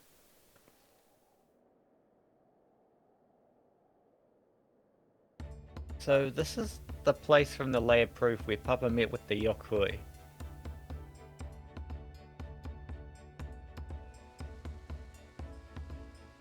And that must be them. I don't think I've ever actually seen one outside of a picture. So it is for most Terali. The giants rarely visit the lowlands. Here in their mountain fastness, they tend to the solemn duty they pledged to undertake in their pact with the Dawn Servant. To watch over the Turel Vidral Valigamanda and maintain its prison within their temple. Ah yes, Uklamat told us about the Turel Vidral, creatures that live for far longer than normal and awaken to strange powers. Indeed, even among these animalities, Valigamanda is unrivaled in strength. It has endured for centuries, bringing catastrophe each time it emerges from its lair. As you learnt in the Lay of Ice, it was Gulul Jaja who at last managed to imprison the beast, and it has lain dormant in the temple ever since. It is said the building still bears a gaping hole in the ceiling from when Valigamanda was lured inside by Gulul Jaja's final ploy. I'd like to see the strongest of all Turel Vidral. I wonder what it was like to fight with it. Warlar's Echo was where both the Lay of Proof and the Lay of Ice took place. Does this not suggest we'll be facing 2 feats this time? That's the question we can ask the Elector once we find him. Or maybe we should flush Buckle Jaja first, so I can beat my keystone out of him. Identifying the Dawn Servant Elector should be our priority. I suppose we do have 4 keystones to earn, and no matter what we do, the contest will put us against them sooner or later. Alright, let's seek out the Elector. Then I suggest we pay a visit to Karioza the Gracious, or so their temple is called. The Moblins told me that the High Luminary Gerfaler is to be found there. If we had to ask someone for information, then he seems like a wise choice.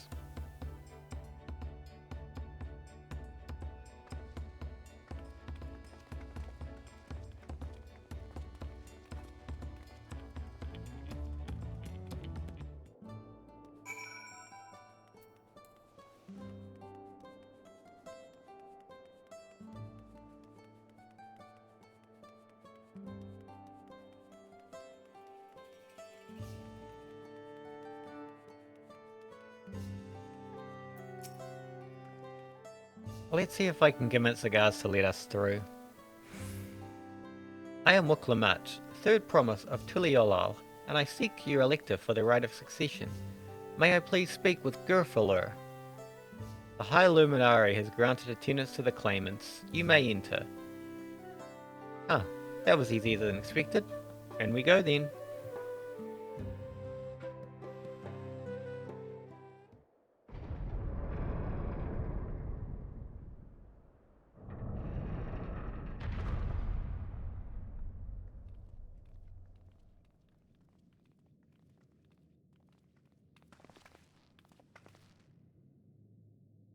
Gods, is that... Hi, Valigamanda.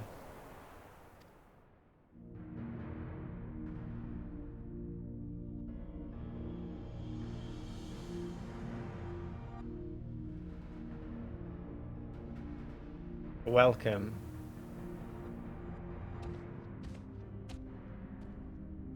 Hi, Luminary Gerfaler? I love this guy's name.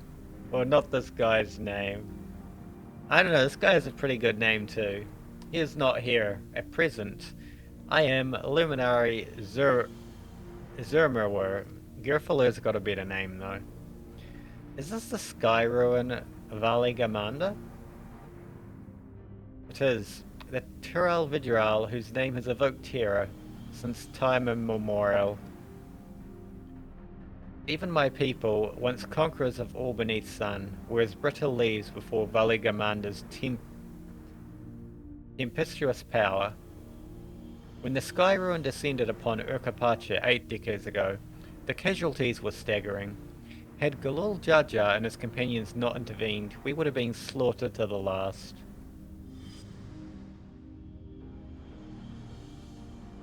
The titanic battle with Valigamanda raged for 10 days and 10 nights. As their foe fought on, tireless and relentless, our heroes were pushed beyond the limits of their endurance. Thus, did the head of reason concoct a desperate plan. Galul Jaja tricked the Sky Ruin into losing control of its own ice magics, causing the unwitting Tiral Vidral to encase itself in frozen aether.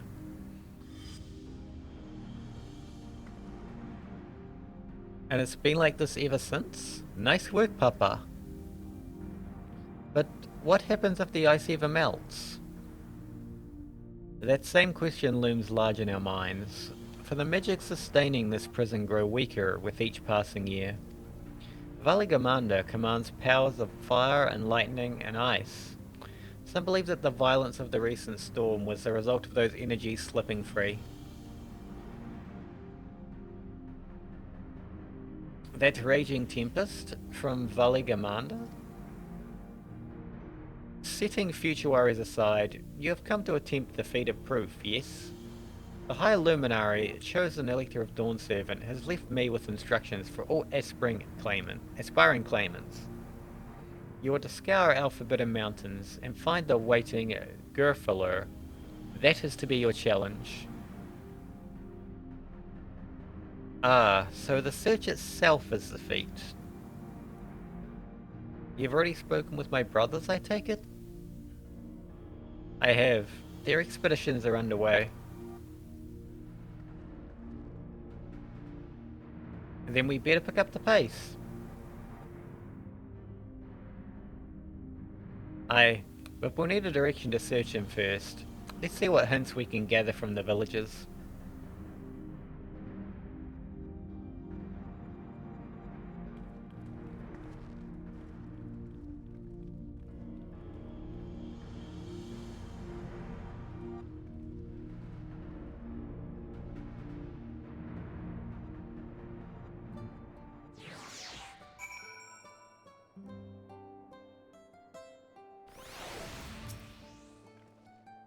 Gods, Valagamandur is enormous. I knew Papa had friends with him, but it's incredible he could hold his own against that thing.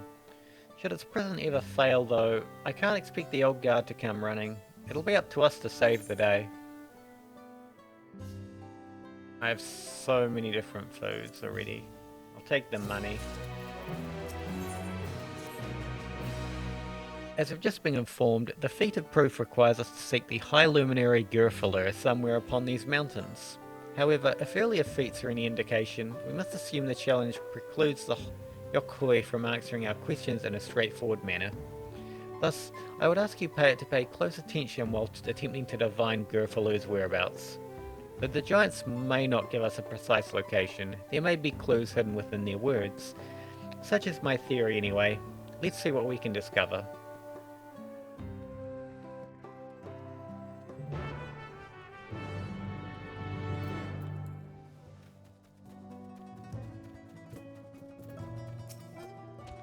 The High Luminary? No, I've not seen him today. Now let me ask you a question. That Shibral who came out of the temple earlier, was that really the third promise? She seems rather unimposing. How's she meant to succeed the mighty Gulul Jaja?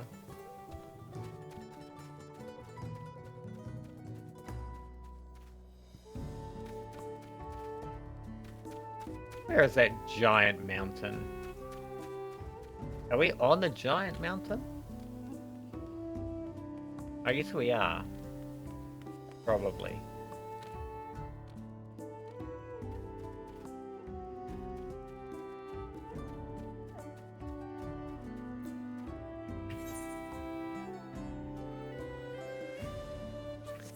No, I don't know if we are.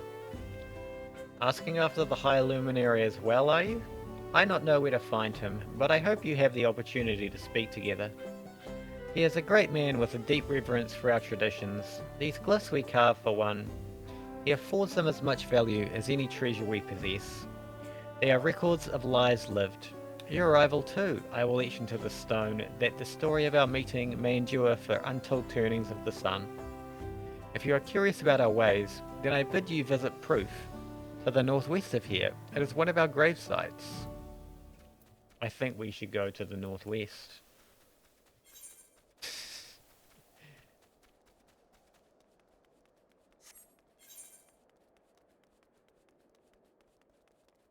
I don't know where Proof is, but... Oh, all the way over there? What the heck, that's so far. A Tuliolan? No, you are from farther away than that, I think. As for the High Luminary, I can only guess where he might be. He is warder of Skyruin, but also keeper of the sepulchres, and his duties often take him outside the village.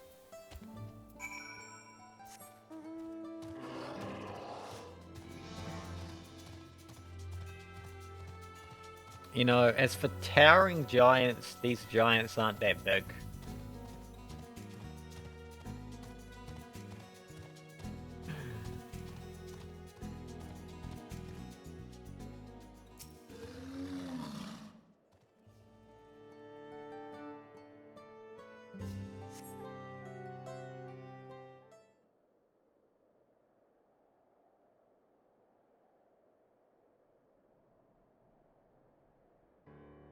First things first, was anyone able to coax forth a definite location for the High Luminary?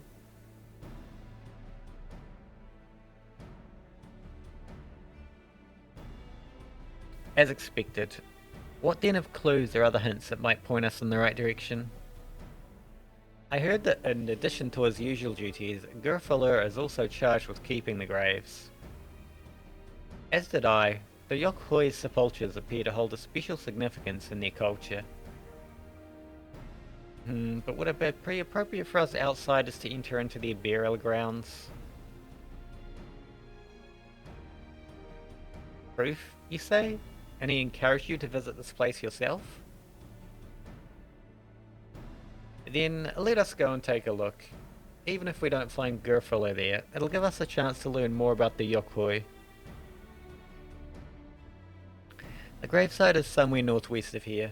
Well, we can leave from that side of the village for a start, shall we?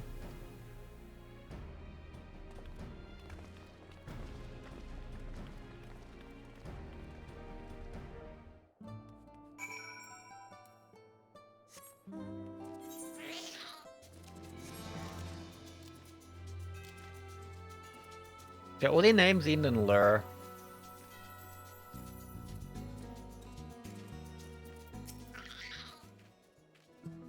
The others have gone on ahead to Proof, following the trail west. There are sharp drops everywhere, so we're all moving at our own pace. Some of us are not built for craggy terrain. I thought to get my bearings up from here first so I don't stumble off a cliff. Why don't you try catching up to Aaronville? He should be able to point you in the right direction.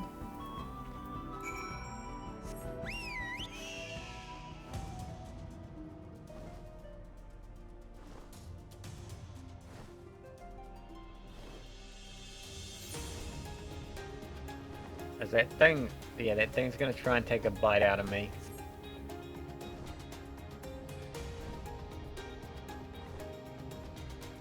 Well, that one wasn't, but this one is. Goodbye, Alize. Why is she just standing there?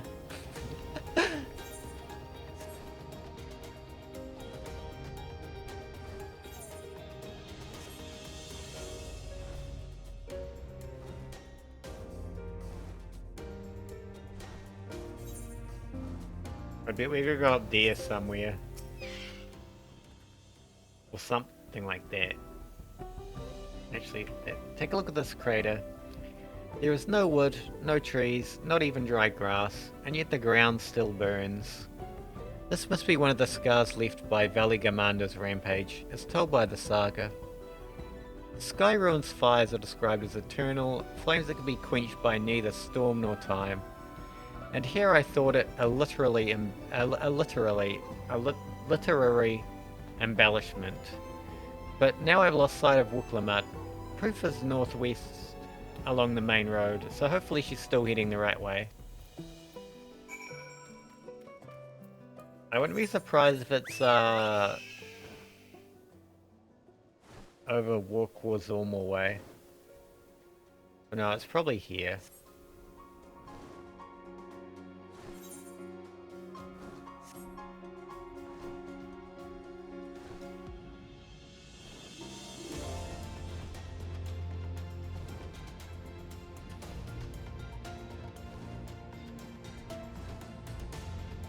Imagine if we're just sitting at Proof and he's like, yeah, you see that big thing?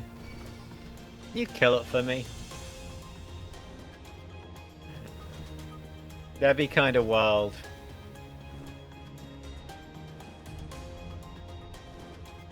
We're at Proof. Now we find man. We jump down after we talk to man.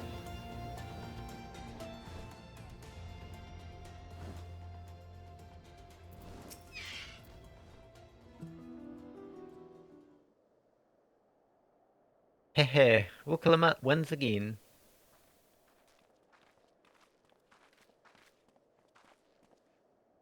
Looks like everyone is here now, so... Greetings, friend. Are you Gurfalur? No, I am not. The High Luminary did, however, task me with providing a lesson on sepulchres to whoever came in search of him. Maybe these giants are bigger than I thought they were before. Oh, so we were meant to find our way here after all. Are you to tell us who is buried here? No one is buried here in the sense you mean. When a body has served its purpose, we consign it to the flames, then scatter its ashes across the peaks. Moreover, we do not conceive of death as others do. For us, a person does not die when their heart ceases to beat, but only when they are no longer born in the hearts of all who know them. This is why we build our sepulchres before age or mishap claims us, that we might etch ourselves into the living chronicle for all eternity. This grave belongs to a good friend. His mortal vessel ended its journey some years ago, but he lives within me, even now. Up there stands my own sepulchre. As long as it exists, so too will I. I will endure in the hearts of those who read my grave glyphs in the same manner my friend does in mine. Has it always been this for your people? This conception of existence and death?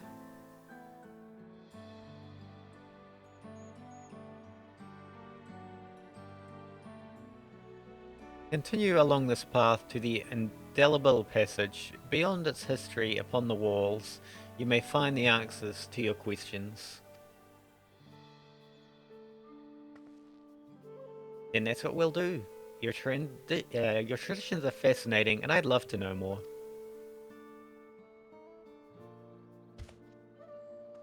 I thank you for allowing me to share them. For in doing so, I will remain in your hearts also.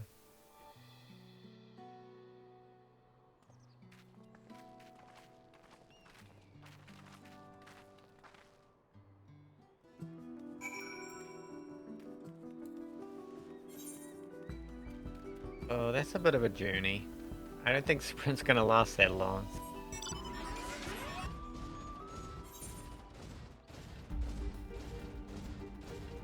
Oh yeah, it is gonna be over this way, isn't it?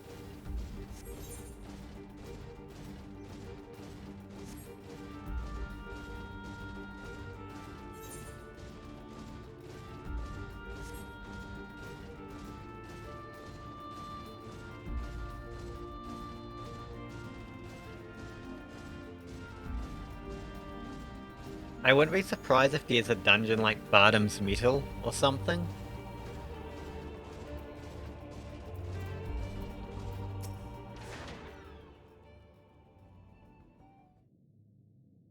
Hello, a fellow we met at Proof suggested we come here. Yes, the High Luminary commanded that I watch for your arrival.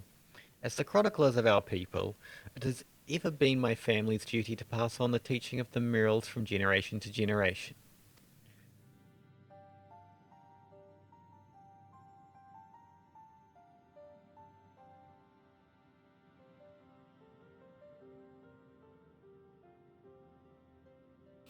They really are magnificent, and together they tell the tale of your people's history. They are the events which shaped us. I would share them with you, ere you continue on your way. Please, we would love to hear all about it. Then I will begin. This first mural depicts a time more than 1100 years ago, an age of great prosperity for the Yokoi. Blessed with size and strength unmatched by other peoples, our ancestors marched forth and brought much of Yoktaral under their dominion. Then, when all before them had been conquered, they turned their gaze northward, seeking to expand their territory and power. Here we see the expedition to Shaktaral. Unable to cross the strait by ship, our forefathers set to building a bridge to the northern lands, a grand labour which consumed the greater part of a century. Zorgor the Boundless, we still make use of that bridge in Tuliolal for travel. I can't imagine the patience and dedication it took to complete a work of that scale. But I've never heard of any Yokoi living in Shaktaral. What happened to the ones who went north? Look upon this next mural and behold the answer.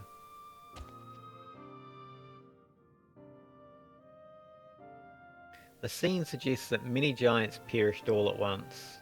What manner of enemy could have repelled their invasion? A foe unnamed and unseen. When the expedition pushed forth into Shaktaral those 1,000 years ago, its soldiers were felled by disease. Some terrible illness?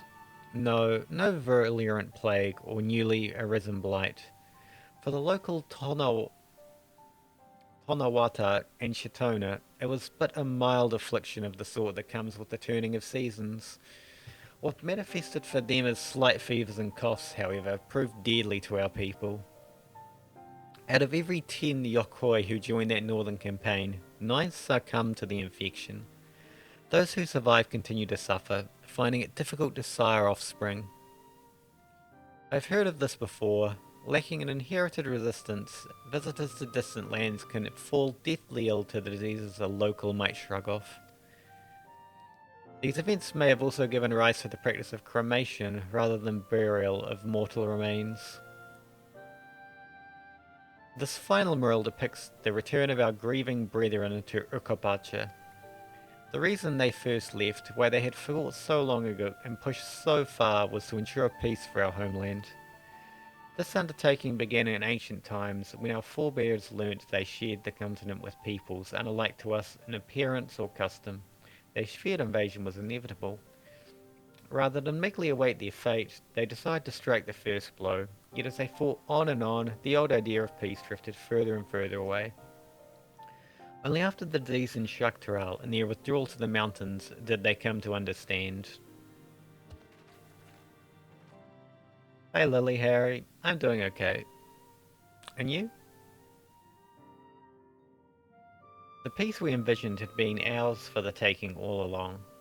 It was here in the place which birthed us. Here in the stones upon which we recorded our days. Here in this tranquil life we had traded for conquest and conflict. I'm gonna say most days, not every day. When you do nothing but fight, it can blind you to what's right before your eyes. And so we return to the present. I trust you found this brief history of our people enlightening? I'm always glad to learn more about my favourite Terali, how you've lived until now, and how you wish to live from now on. Favourite game?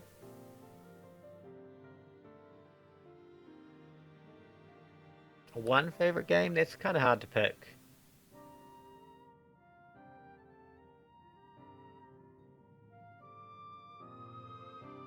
I don't play it a lot, but probably Workers and Resources Soviet Republic.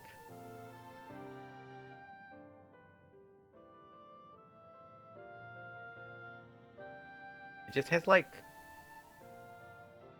a lot of like different things that I like.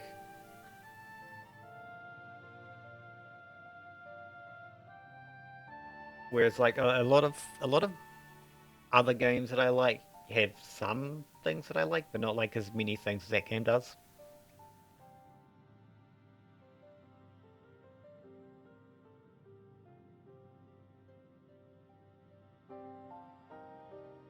Thank you. And I believe you are ready to proceed. The High Luminary bids you meet him upon the summit of Walkozomor.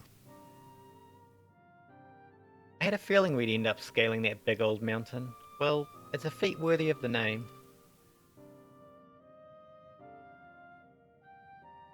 I feel like I know what this question is, but go ahead. Follow the trail south of here to begin your ascent, but be wary. Beyond the entryway, the mountainside is home to ferocious beasts, both mundane and otherwise. We'll keep that in mind. Thank you for the warning and the lesson. Finally, we know where we're going. To the top of Walkozomor. Walkozomor.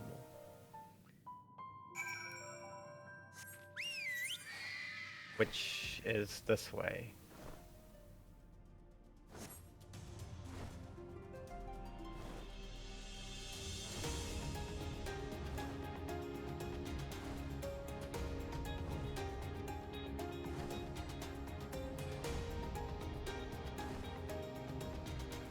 Oh, God. I just realized I still have the text on my screen. Oops. And now we have an air brake. Okay.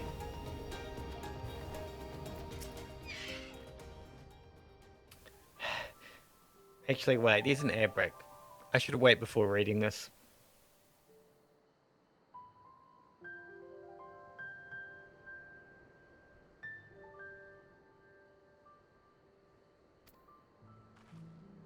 Right, I can't click on things. Can I at least hit B? No.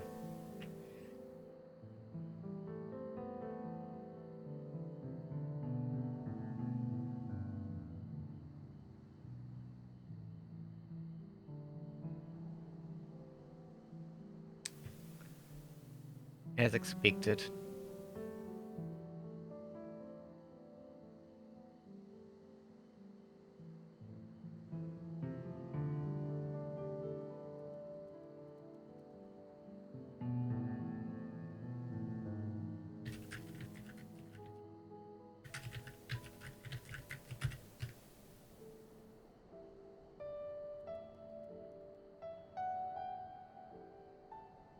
Lily, Harry, are you trying to sell me your services?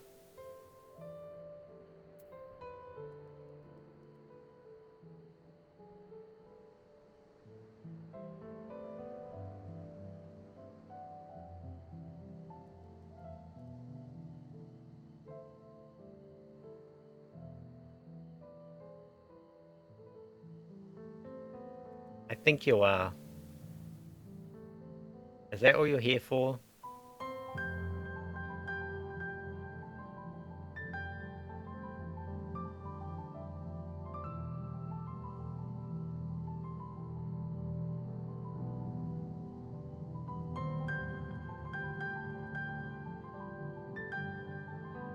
Anyway.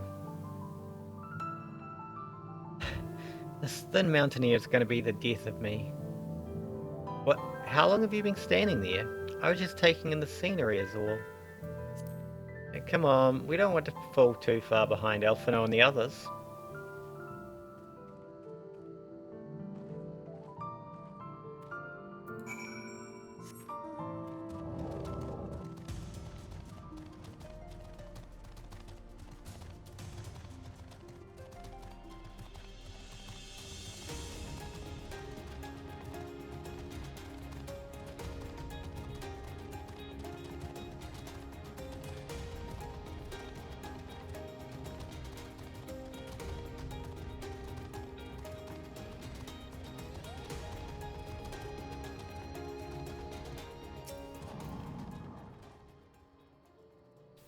You remember how the chronicler was saying that the more they fought, the further away they moved from the idea of peace? It occurs to me that if Sorreljar is attempting the feat of truth, then he will have heard the same lesson. I can only hope that it's made him reconsider his own stance on educating people through war.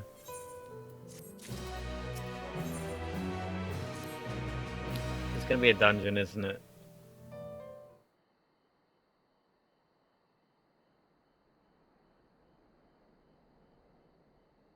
Gods, that is one tall mountain. And we're supposed to climb it?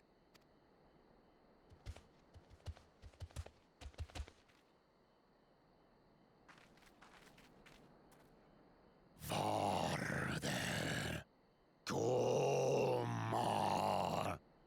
Tuliorlu. Korogar. Or, in English, do not expect to walk here unchallenged. Tell me, stunted ones, did those short legs bring you all the way from Tuliolal?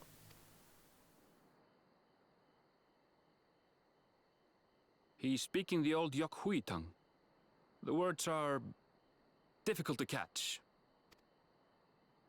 Though your words are crude and cumbersome, I use them for your benefit. You are a claimant in this right of succession.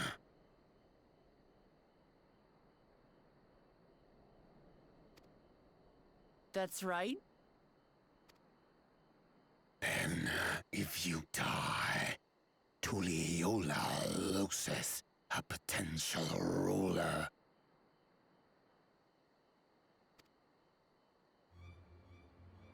That's a dark thing to say, friend.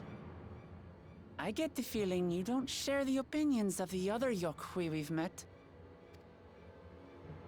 We do not grovel before Gulul, Jar Jar, like those shameless lapdogs. My brethren and I are conquerors, and we will restore our people to their rightful place as Tural's overlords. The Giants have their own factions too, it seems. You think your kin weak for showing deference to my father, but they do not follow the man. It is his peace they respect, a peace they always wanted, which they realized could be had right here. Justifications of the craven. They turn their gaze from our ancestors, from the dream we kept alive for 1,000 years and more. They are unworthy of bearing our legacy. I will reclaim the glory of our people. And our ascension begins with the death of the third promise. Stop! I don't want to fight you! Then die on your knees.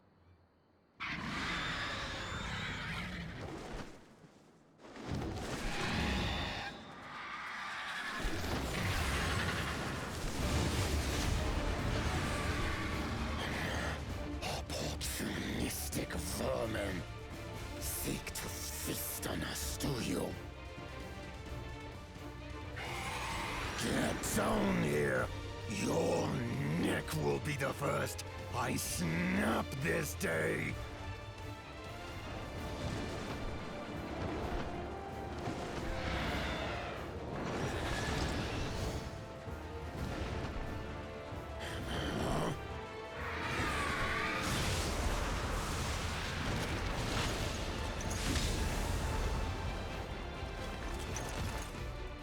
That's right!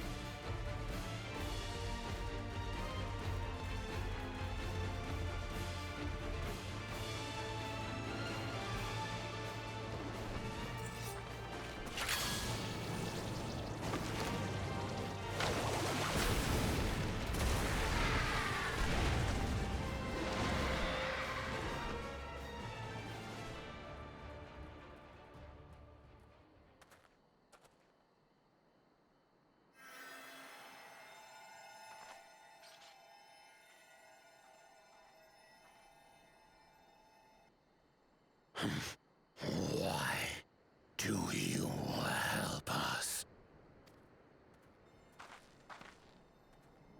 I didn't put much thought into it. My legs were moving before I knew what was happening. I suppose I feared you'd die before we had the chance to get to know each other. Before I could learn more about you.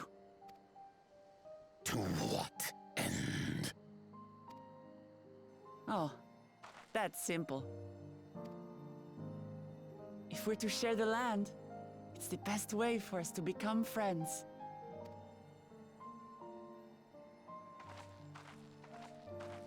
How is he? He'll live. Not quite ready to walk under his own strength, however. If you could stay and tend to him, the rest of us will continue on to Woko Zormor. Understood. Be careful up there. This changes nothing. We will not forsake our conquest.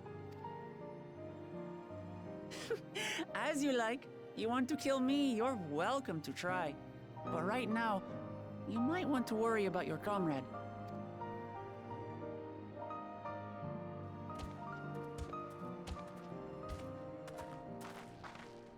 On a mountain of that size, there are bound to be creatures even I've never heard of.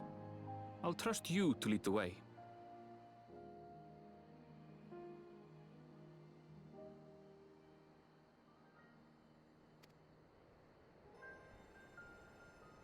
Then we climb. Gefurler is waiting. I prefer when it was in my head Gerfuller than Gefurler.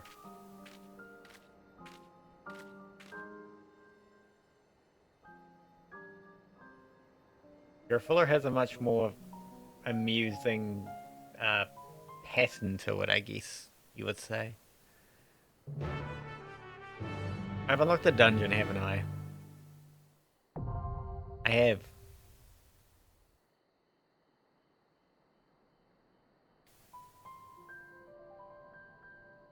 I don't think I have time for the dungeon right now.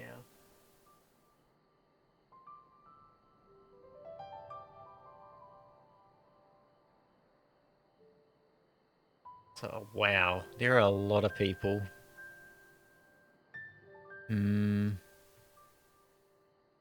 Let's see.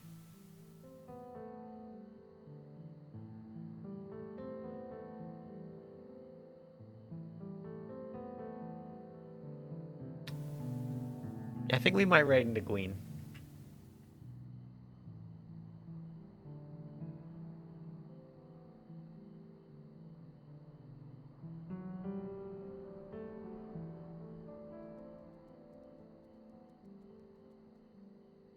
Okay, rest of the week should still be Final Fantasy XIV.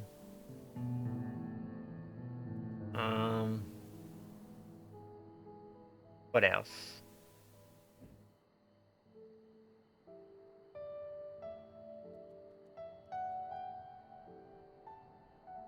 Alright, so once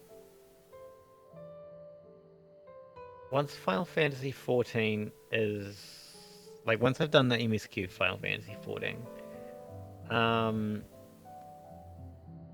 the next day that I stream will probably be finishing off the CK3 part of the mega campaign that I'm doing. There's also the possibility that it's a busy thing and I don't quite make it to the end that day, which means sometime later it will be. After that, I'll probably be streaming the story of Once Human, continuing where I left off of